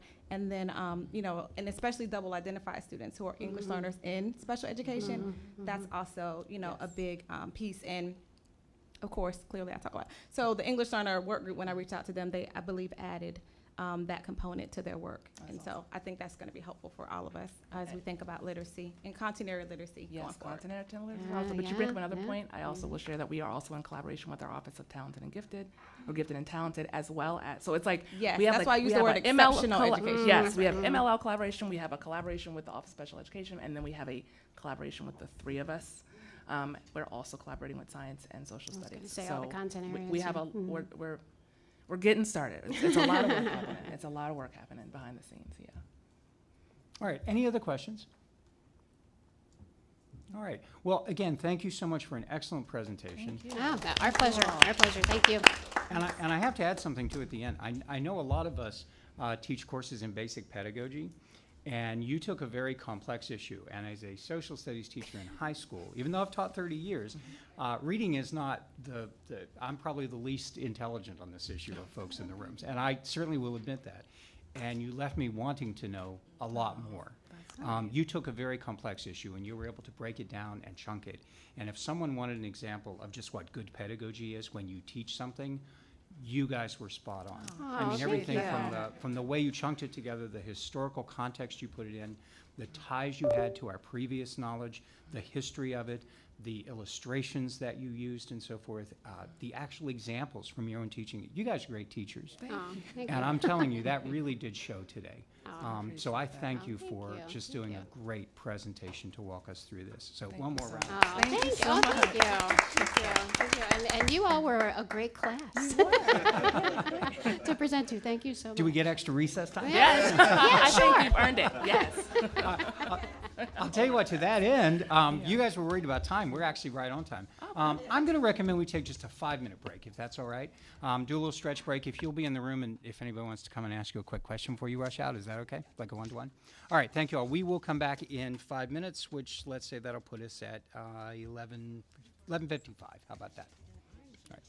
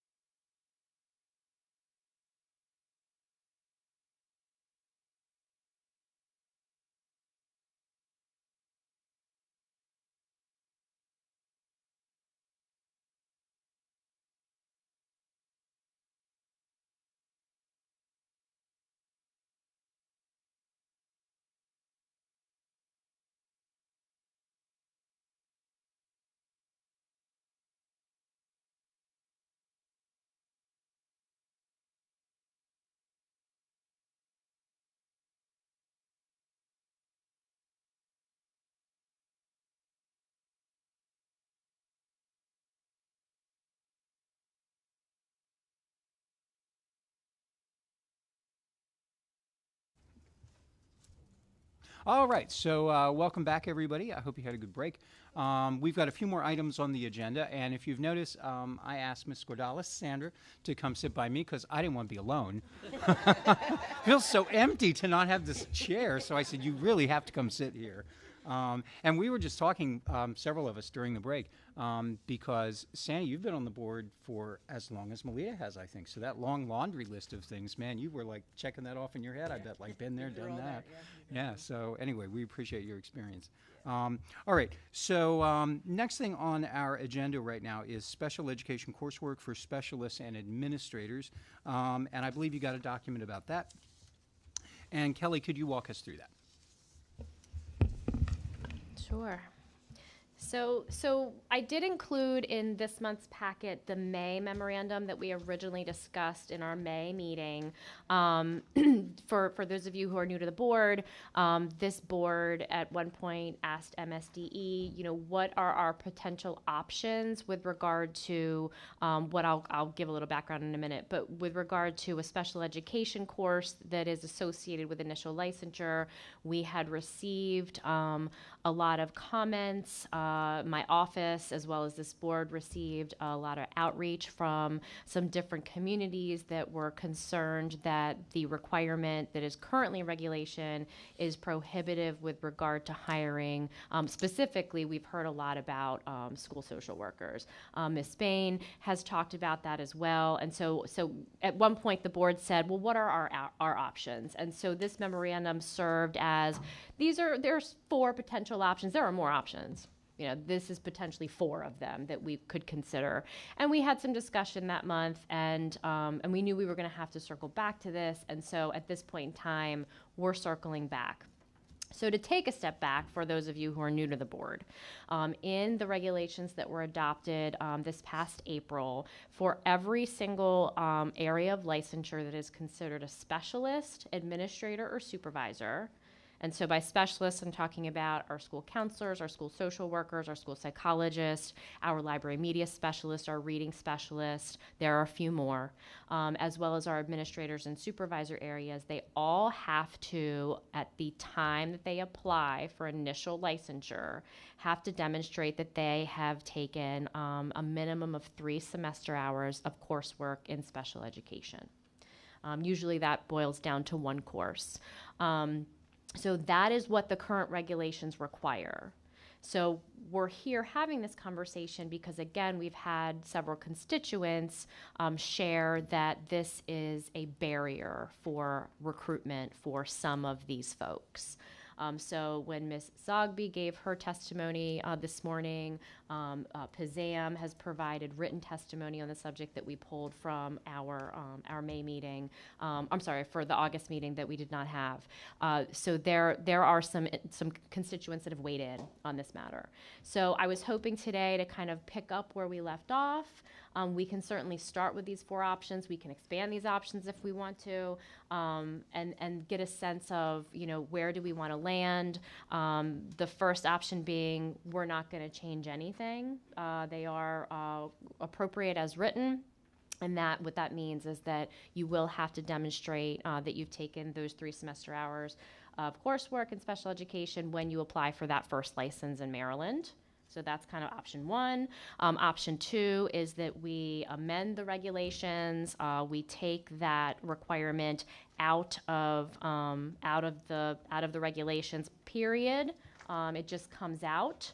I know the last time that we talked about this, we didn't spend a lot of time on that option. It didn't seem like it was the most appropriate option, but it is an option to simply remove that requirement.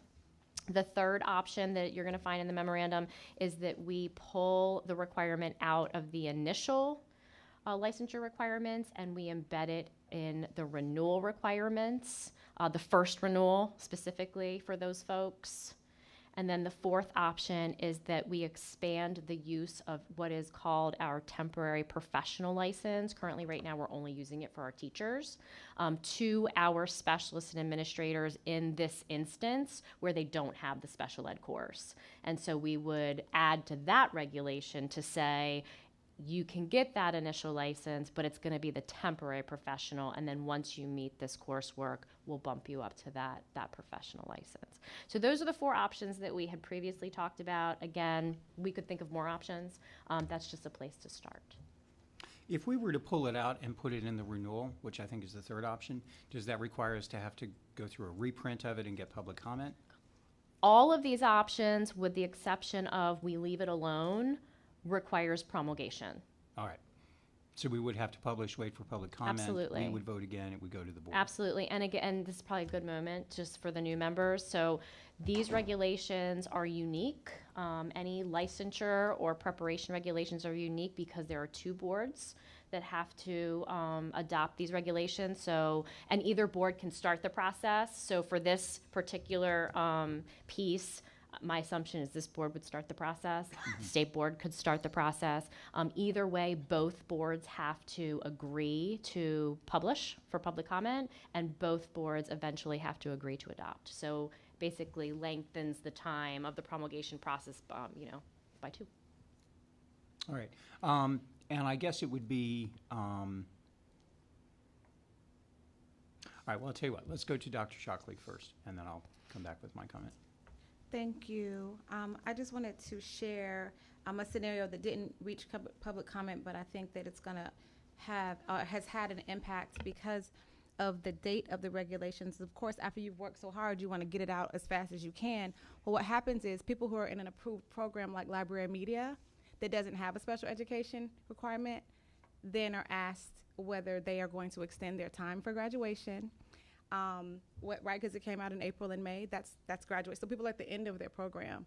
And so even knowing that it might be coming, you still don't know if it's actually going to happen until the vote.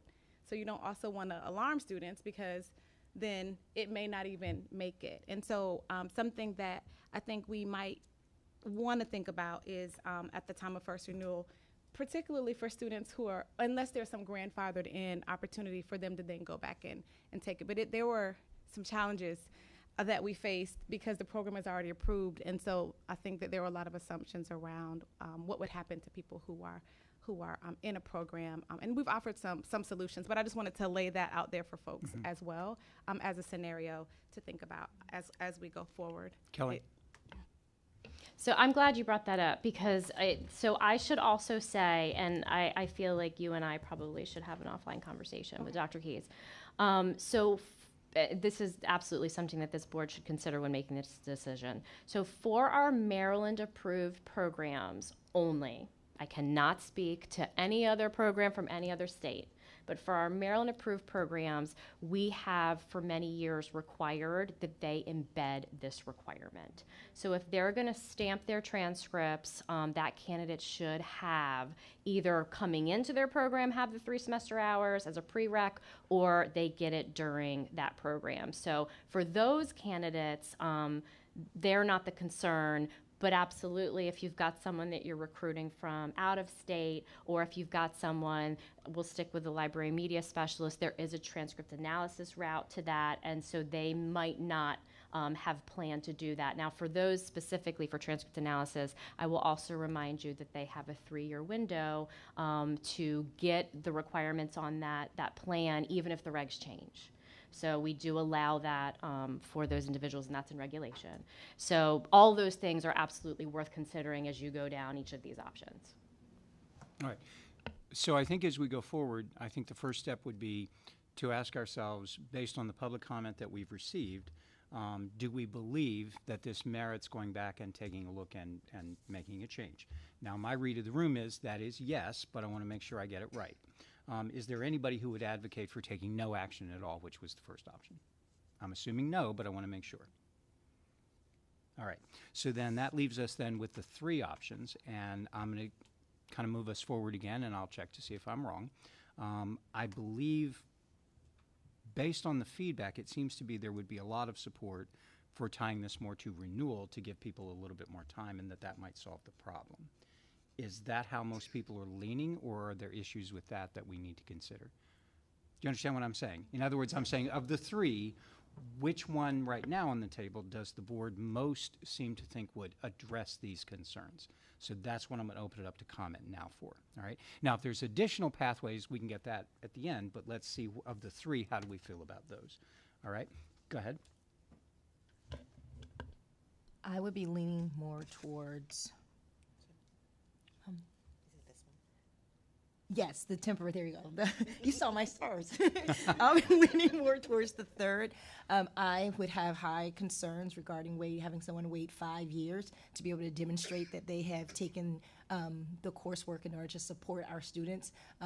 You know, I always walk around. I should probably have T-shirts printed, but we definitely know that 60% of our students spend 80% of their time in general education. So students who are identified with special education, 60% spend 80% of their time. And so we think about that, and we think about the specialists, social workers who have such a major impact, especially today with mental health needs that our students are coming in at pre-K 3 needing. I would have high concerns having someone wait until renewal. All right. Thank you, Dr. Woodward. Anyone else? Yes. Go ahead. Ms. Boyer. Yeah, I agree. As a, working in a non-public with, 100% of our students with IEPs, this has posed a huge challenge for us, and we completely agree how important it is to have specialists and all staff with a solid foundation of special education. But option 4 would kind of merge those two, kind of underscore the importance of this need while immediately helping us address the challenges we're facing with bringing on specialists, especially social workers, in a more expedited manner. And option 4, if I'm not mistaken, is the temporary professional license, correct? Correct. All right. Dr. Garland. And I'm sorry if I'm calling anybody out of order. I'm trying to look all around the room and so forth, so please be patient. I promise we'll get to everyone. Thank you. This is just because I had a question about 4. So if somebody is given a temporary professional license, are there any downsides, benefits, pay, status, things like that? I'll look to Kelly for that. It's going to be a local decision. So I'm sure it's collectively bargained, so I can't give you a standard answer for that. All right, next. Anyone else? Oh, yep, I'm sorry. This is Joyce Spain. I'm just going to second Amy's suggestion on number 4, choice number 4. Okay. Yes, go right ahead. Ms. Allen. I'm wondering if anyone has any thoughts on if number 4 would continue to exacerbate our ability to get those professionals in those positions. So if we're trying to balance the shortages in various areas, like, will the temporary professional license exacerbate that issue? Like, is there the potential for people not choosing to take a position because it's only a temporary license versus them waiting until renewal?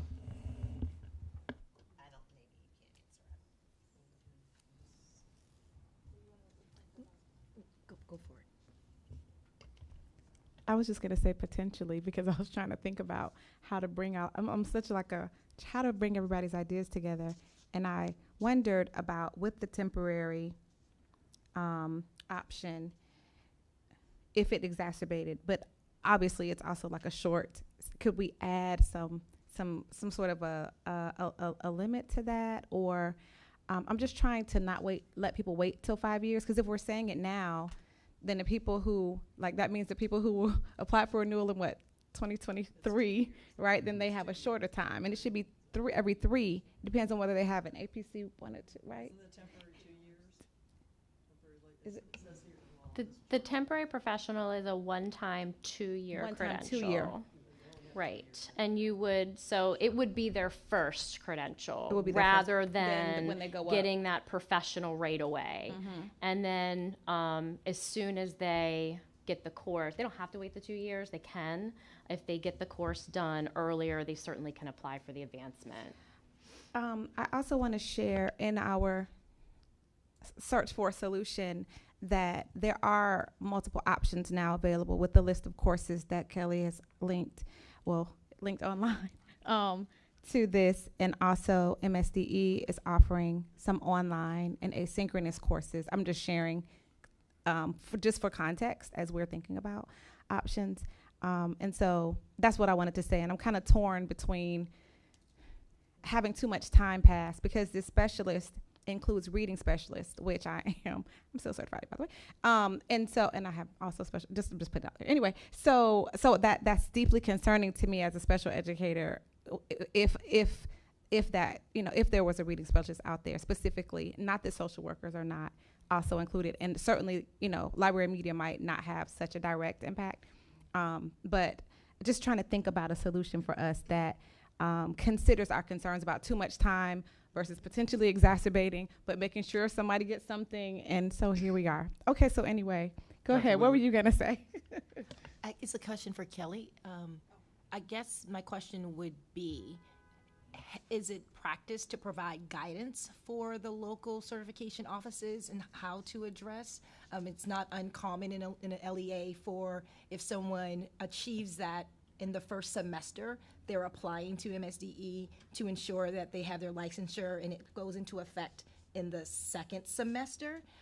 We all know that timeline, it doesn't happen that fast, but we know the applications do occur. So is there particular guidance that could support so that we're not a part of the exacerbation and challenges? Absolutely. In fact, it's very simple to even carve out a templated message that's automatically sent with that credential. So, giving that credential holder, let's go with the temporary option. Let's say I, as a school social worker, am hired by Joy and I'm put on the temporary and I know I need that class. I can be told right at the issuance of that credential by MSDE that as soon as you have this requirement, here's the link to apply for an advancement. All right, so 5 years obviously is a concern to the board. So then the next question, and I'm not talking about temporary right now, okay, I'm just talking about time. Is the board comfortable with 2 years? 5 years is too much. Would 2 years ease the concern? Okay, that's my question. All right, go ahead. This is not related to your question. But just speaking to the... We need a board to put parking lot. It is No, go ahead. To some extent. I'm It's tangentially related. being But safe. historically, at least in the jurisdiction that I'm representing, related service providers specifically have been the group that is the most overlooked in policy decisions when it comes to pay. Like, they were left off of proposals about our pay situation that's been going on. And so I worry about the ability of LEAs to make sure that if there are different licensure requirements, specifically, I think administrators, particularly since most of them are coming from classroom settings, I don't see it as much of a barrier, and I don't think the public comment is really geared toward administrators as much as it is related service providers and specialists. But historically, that is the group that I feel like gets overlooked because they have so many competing jurisdictions. They have, what is my training like as a social worker, and now I'm in a school? What is my training like as a psychologist, and now I'm in a school?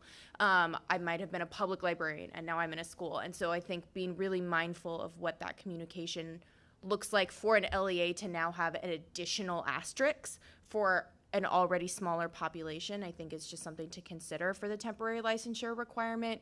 And the capacity of LEAs to make sure that that is a supportive and inclusive environment for those providers, because they are traditionally left out of some of those conversations. All right, and that's a great perspective, and interjected at exactly the right time. All right, go ahead, Kelly. So I'm glad you said that, because I do want to acknowledge the fact that I'm also concerned for the other option for renewal. So we have, as you all know, a lot of new renewal requirements that just went into effect. And we already have special provisions in renewal carved out for visual impairment teachers. We have school counselor special provisions, like administrator special provisions. So often, this is not a new worry for my team, you know, it's very hard to lose sight of all of those special things you have to do if you have certain licensure areas. And I do fear that if we go the renewal route, this will get lost in the fray, because it will be, well, think of a school counselor, you need Lawrence Law, now you need this if you're coming in without it, you know, and if you're a supervisor or school counselor, you also need the administrator special provision renewal requirements about recruitment and supervision. So I do also want to echo that worry, but for a different option. Okay. Dr. Shockley. Okay. Yes. So this has helped me all of the conversations, and you said that the temporary professional license is a one-time 2-year. And it makes me think about our conditionally licensed teachers. It's kind of similar to that, and they are filling shortages because we have them, right? So without issues. So I'm hopeful that that is how the temporary professional license will be received, if that is where we land, and 2 years being enough time, sort of like we would do in a conditional teacher situation. We're working with a school district now to help their conditionally licensed elementary teachers to earn their credentials so that they're eligible for licensure. And so I kind of see it in that way. And also, I do know that the reason that I mentioned the MSDE course is because there's a cost barrier for some. And districts also, I believe, have the right through CPD to offer such courses. I wasn't looking for districts. I was busy trying to get our courses up there, but certainly I just wanted to kind of lay another context that there are opportunities because access is important for our specialists and administrators in this coursework. So I just wanted to add that sort of parallel between a conditionally licensed teacher and a temporary professional license for a specialist or an administrator. So I hope that 2 years makes us feel better than the 5. And and that goes back to why I was asking, is two, like when we form a solution, if the solution involves 2 years, is that comfortable for everybody? And I'm assuming that it is, yes? Okay, because there's a variety of ways we can do that, but we have to agree on that first. Okay, and it seems as though we do. All right, so that's great. Mrs. Handley. Quick question regarding that. I love the point around access because that's something I think about too. I'm seeing in here this piece around tuition reimbursement. So is it true that folks would be able to be reimbursed for this additional coursework? What are you referring to? The special education coursework that they would... For the tuition reimbursement. Yeah. The school districts, like how some LEA, so that's LEA dependent. I see. That's not consistent. Yes, it is an LEA policy. So a couple things. Yes, perhaps if the LEA decides that they want to reimburse, and to Dr. Shockley's point, this particular, I should have said this up front, this particular course requirement does allow a CPD to be used. So you could have a traditional college university course, but you could also do continuing professional development credits. So the LEA, if they wanted to, or a MANSEF, which I know you already have, can develop a continuing professional development course for their own employees for this purpose. I should have said that. Did you just say that's, again, dependent upon the LEA? It is. Okay. It's dependent upon the LEA. If they want to take on that work, they can do that. The regulations allow them to do that, is what I should say. Right, and if a person hasn't already capped out on how much they can be reimbursed for, that's all. But CPD, that's great. All right. And obviously there's a concern here because this will affect people who are already difficult to get into the system. Yep. Okay. I'm sorry. Go ahead. Hi. I have a question. I have two questions. Well, one's a question and one is to ask someone to bring in their perspective. The first one is based on listening to all of everyone speak, I want to make sure that I'm clarifying where we're landing, and we debating between option 3 and option 4 as where we're deciding where we want to be? Well, I think that is what we're figuring out because those two probably are the most likely to provide a remedy. Okay. And I think we've got the room has expressed some concerns and some pluses on both of those. Go ahead. And then my second option, if you don't mind, only because Ms. Dyson, I know this is your first time too as well, but you represent, a supervisor over a local, and how, do you have any perspective of what impact it would have on you as someone who's trying to get your teachers to meet this coursework? And whether it will have any challenges on keeping, retaining teachers or hiring teachers? Great question. Dr. Dyson?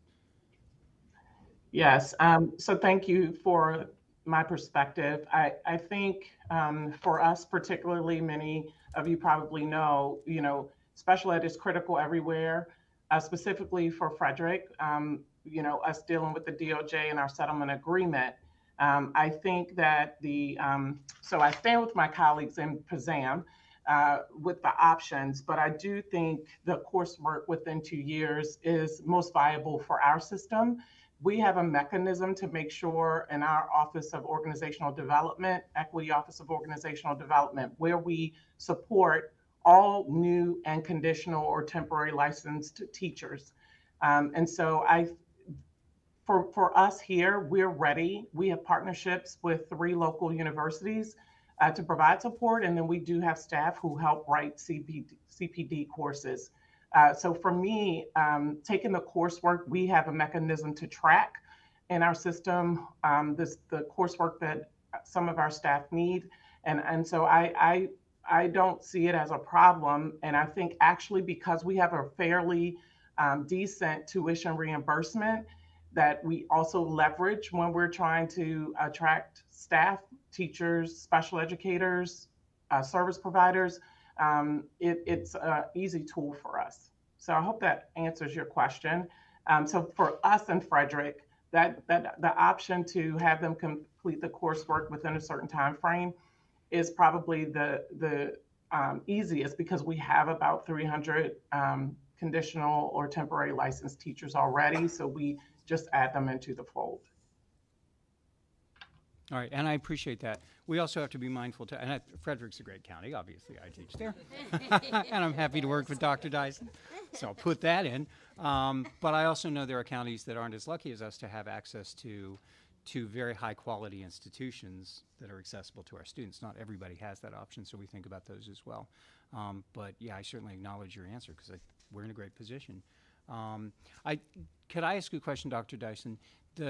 Is it less desirable, and I know you can only speak for Frederick probably, but you know other counties as well, if someone was being hired and they were told they were going to get a temporary professional, would that be a disadvantage? Would it not be attractive to a person? Because I guess what I'm wondering is, we think 2 years is probably good. We could either say the temporary professional could fix this, or we could change the reg and just put 2 years in the reg and then keep the structure the way it is. Because I think one of the valid questions was, well, it's already hard to find people.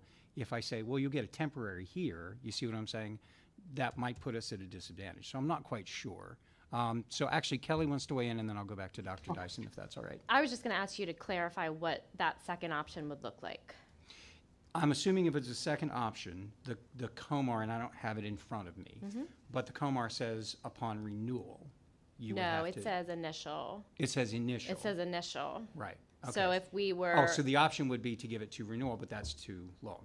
Could you say upon initial certification with the caveat that you have 2 years to get this additional? Would that be too messy? Yes.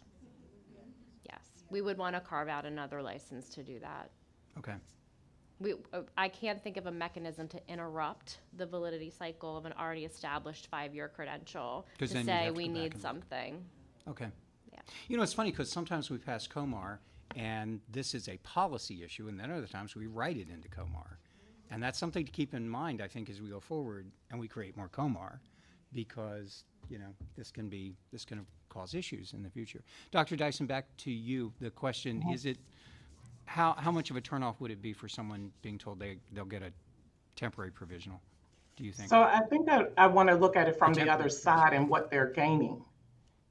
While they may have course or courses to complete, they are considered full-time employees with full benefits, full access to any other employee who has an advanced or standard professional license.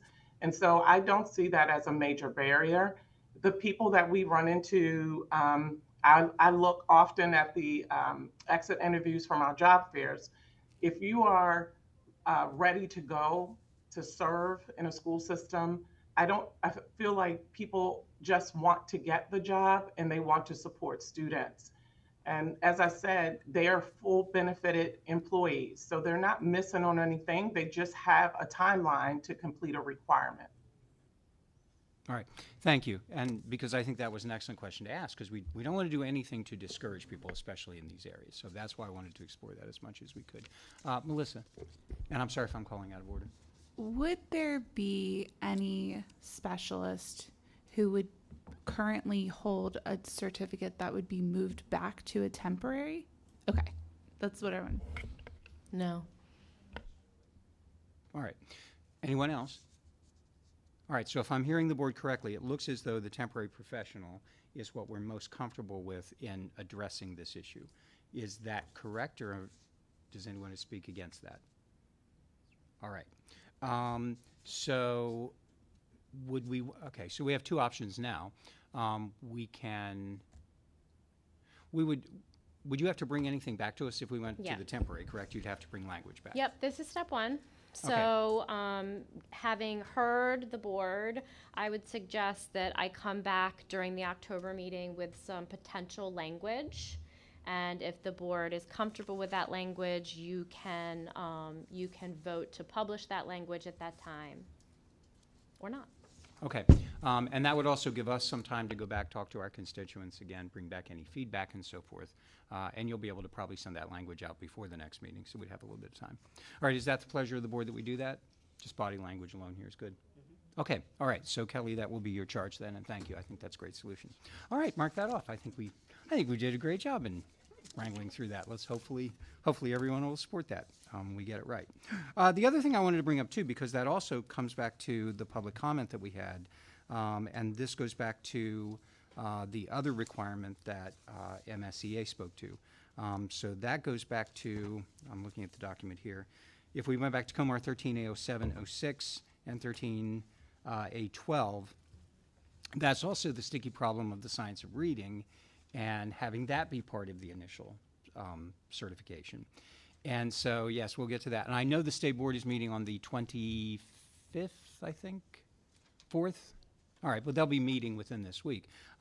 Kelly, can you address that concern? Because I also need to know if we need to do anything to address this right now. So as you can imagine, there's a lot of transition policies out there. We've got a lot of new regs. There's a lot of misinformation. There's a lot of confusion, understandably.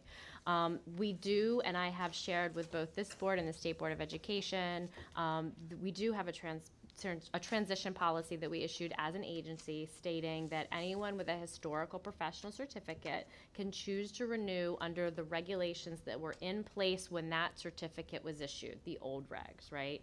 And so you don't have to, but if you want to, you can. And then once you get that first license, you're on the new regs, and you have to then bring those renewal requirements at the next 5 years. What this means is that because the science of reading proficiency demonstration is a renewal requirement, it's going to depend on if you choose to renew under the old regulations. So for instance, I'm due in 2025. I probably will renew under the old regulations. So even if I were assigned in the special ed classroom, I would not have to demonstrate proficiency aligned to reading instruction, aligned to the science of reading until my subsequent renewal, because I'm choosing to take advantage of the transition policy. So because there's a lot of confusion about that, I'm writing a memo, and we'll send it out that will explicitly address that specific requirement as being, yes, included in the transition policy. All right. And I know there were a number of people on the board that had questions about that. Does anybody have any questions regarding that for Kelly? All right, go ahead. I'm sorry. Is there a scenario where someone can choose the certificate to licensure old regulations in terms of CPDs versus hours, but also include that, like, at that point, say, before I lose it or forget about it, I've done the science of reading component and have that added to the initial licensure? Not only can they do that, they should. So this is me with my MSD hat on saying, we have this wonderful opportunity with the IBIS Foundation. We have 30,000 licenses for a micro-credential that we are going to be able to give to our Maryland teachers to take this professional development that will count towards this proficiency for free. And so we have those licenses, I believe, through July 2028. Please don't quote me on that month. So yes, we want our teachers to take the, either test or take the professional learning that they have access to as soon as possible, because it's what's best for our students. So we're going to allow this flexibility with this transition policy, but we absolutely want to advocate that they take it sooner than later, and their credential will be updated immediately. All right, anyone else? All right, yep. Yes, you just made me think about university supervisors who go into the field to supervise teacher candidates. Oftentimes, those individuals are retired, et cetera, but some of them have questions about if they have an expired certificate, and so they have interest in kind of, making sure that they are up to speed so that they are, supervising and giving feedback that is current. I don't remember the transition policy verbatim, and I don't know if expired certificates are included. Are they getting included? There's a special policy for that. There's so we have another a lot and of that's why I transition can't remember, because there's another. Okay, thank you. So I have a document that really outlines all of the policies in one place, and I can certainly send that to you. And of course, absolutely, absolutely. No, I can send it to all of you. See, everybody I can send it to all of you, and it's also on our website. But then you have to, go to each link. So if you want it all in one place, I can certainly send that to you. And then of course, our licensure team is always ready and waiting to provide technical assistance, whether it's to your university supervisors or whether it's to union partners or the teachers directly. Please don't hesitate to contact our office, and we will partner with you. All right. Anyone else? All right, Kelly, thank you so much. You and your team are always on top of these things, and it just so expresses your proficiency in listening and skills and so forth. It's a great example. So thank you again for already having that sorted out. I really do appreciate it. All right, if I can ask your indulgence for 5 more minutes. I realize we're over time, but we do need to set the October agenda. Is that what you were suggesting? Oh, the minutes. Oh my gosh, thank you again. And 2 people told me, Joy told me that too, and I completely forget. Okay, can we quickly look over the minutes and set the agenda in the next 5 minutes? All right, so take a second, if you would please, and look over the minutes. Those were sent out. I'm going to mention that. Yeah. Yep. No. I'm just, keep me honest.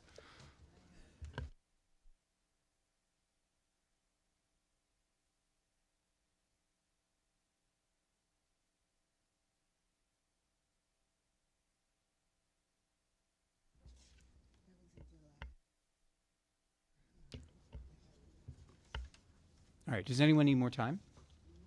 All right, before I entertain a motion to approve, does anybody see anything that needs to be changed or updated? Ms. Shockley? Yes, so Dr. much. Shockley? Yes, just for clarification on the approval of June minutes on page 2. I know I have a lot of names, but Shockley is actually Shockley without the C. Thank you. All right, anyone else? All right, I'll entertain a motion to approve the July 11th, 2024 minutes. So moved. By Dr. Taylor, I need a second. By Ms. Carpenter is seconding. All in favor say aye. Aye. Any opposed? Abstentions? All right, minutes approved. All right, the agenda now for October. Kelly, can you take us through what you're thinking? Yes, since we didn't have an August meeting, so there were a few things that I wasn't able to get on today's agenda because of time constraints. So I believe that the board wanted to circle back to the teacher supply and demand presentation, and that you were going to talk with your constituents about any questions that you might have, or any discussion that you might have, and so to have an agenda item for that. So if that is still something that the board would like to do, I can add that to October. All right, that sounds great. And don't forget, we'll need to have our elections.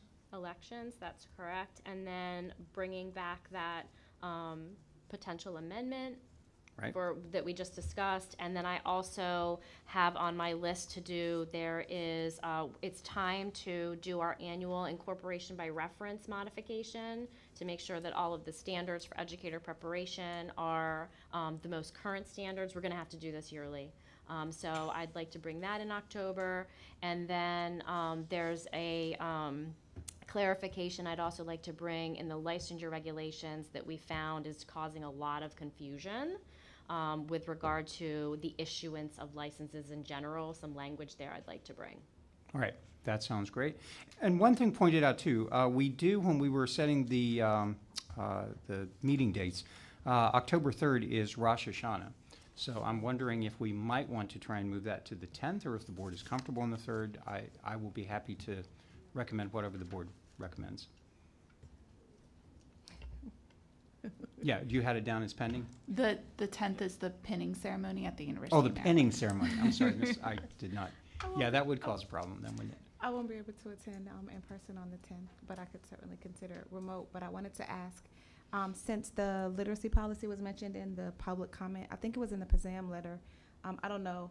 We don't have any sort of say necessarily on it, but it might be something to discuss as a follow-up to the science of reading for a future meeting, not necessarily October. I know we're backed up on content. So just a suggestion for future content, the state literacy policy that's out for public comment. Okay. All right, so we can add that to the agenda as well.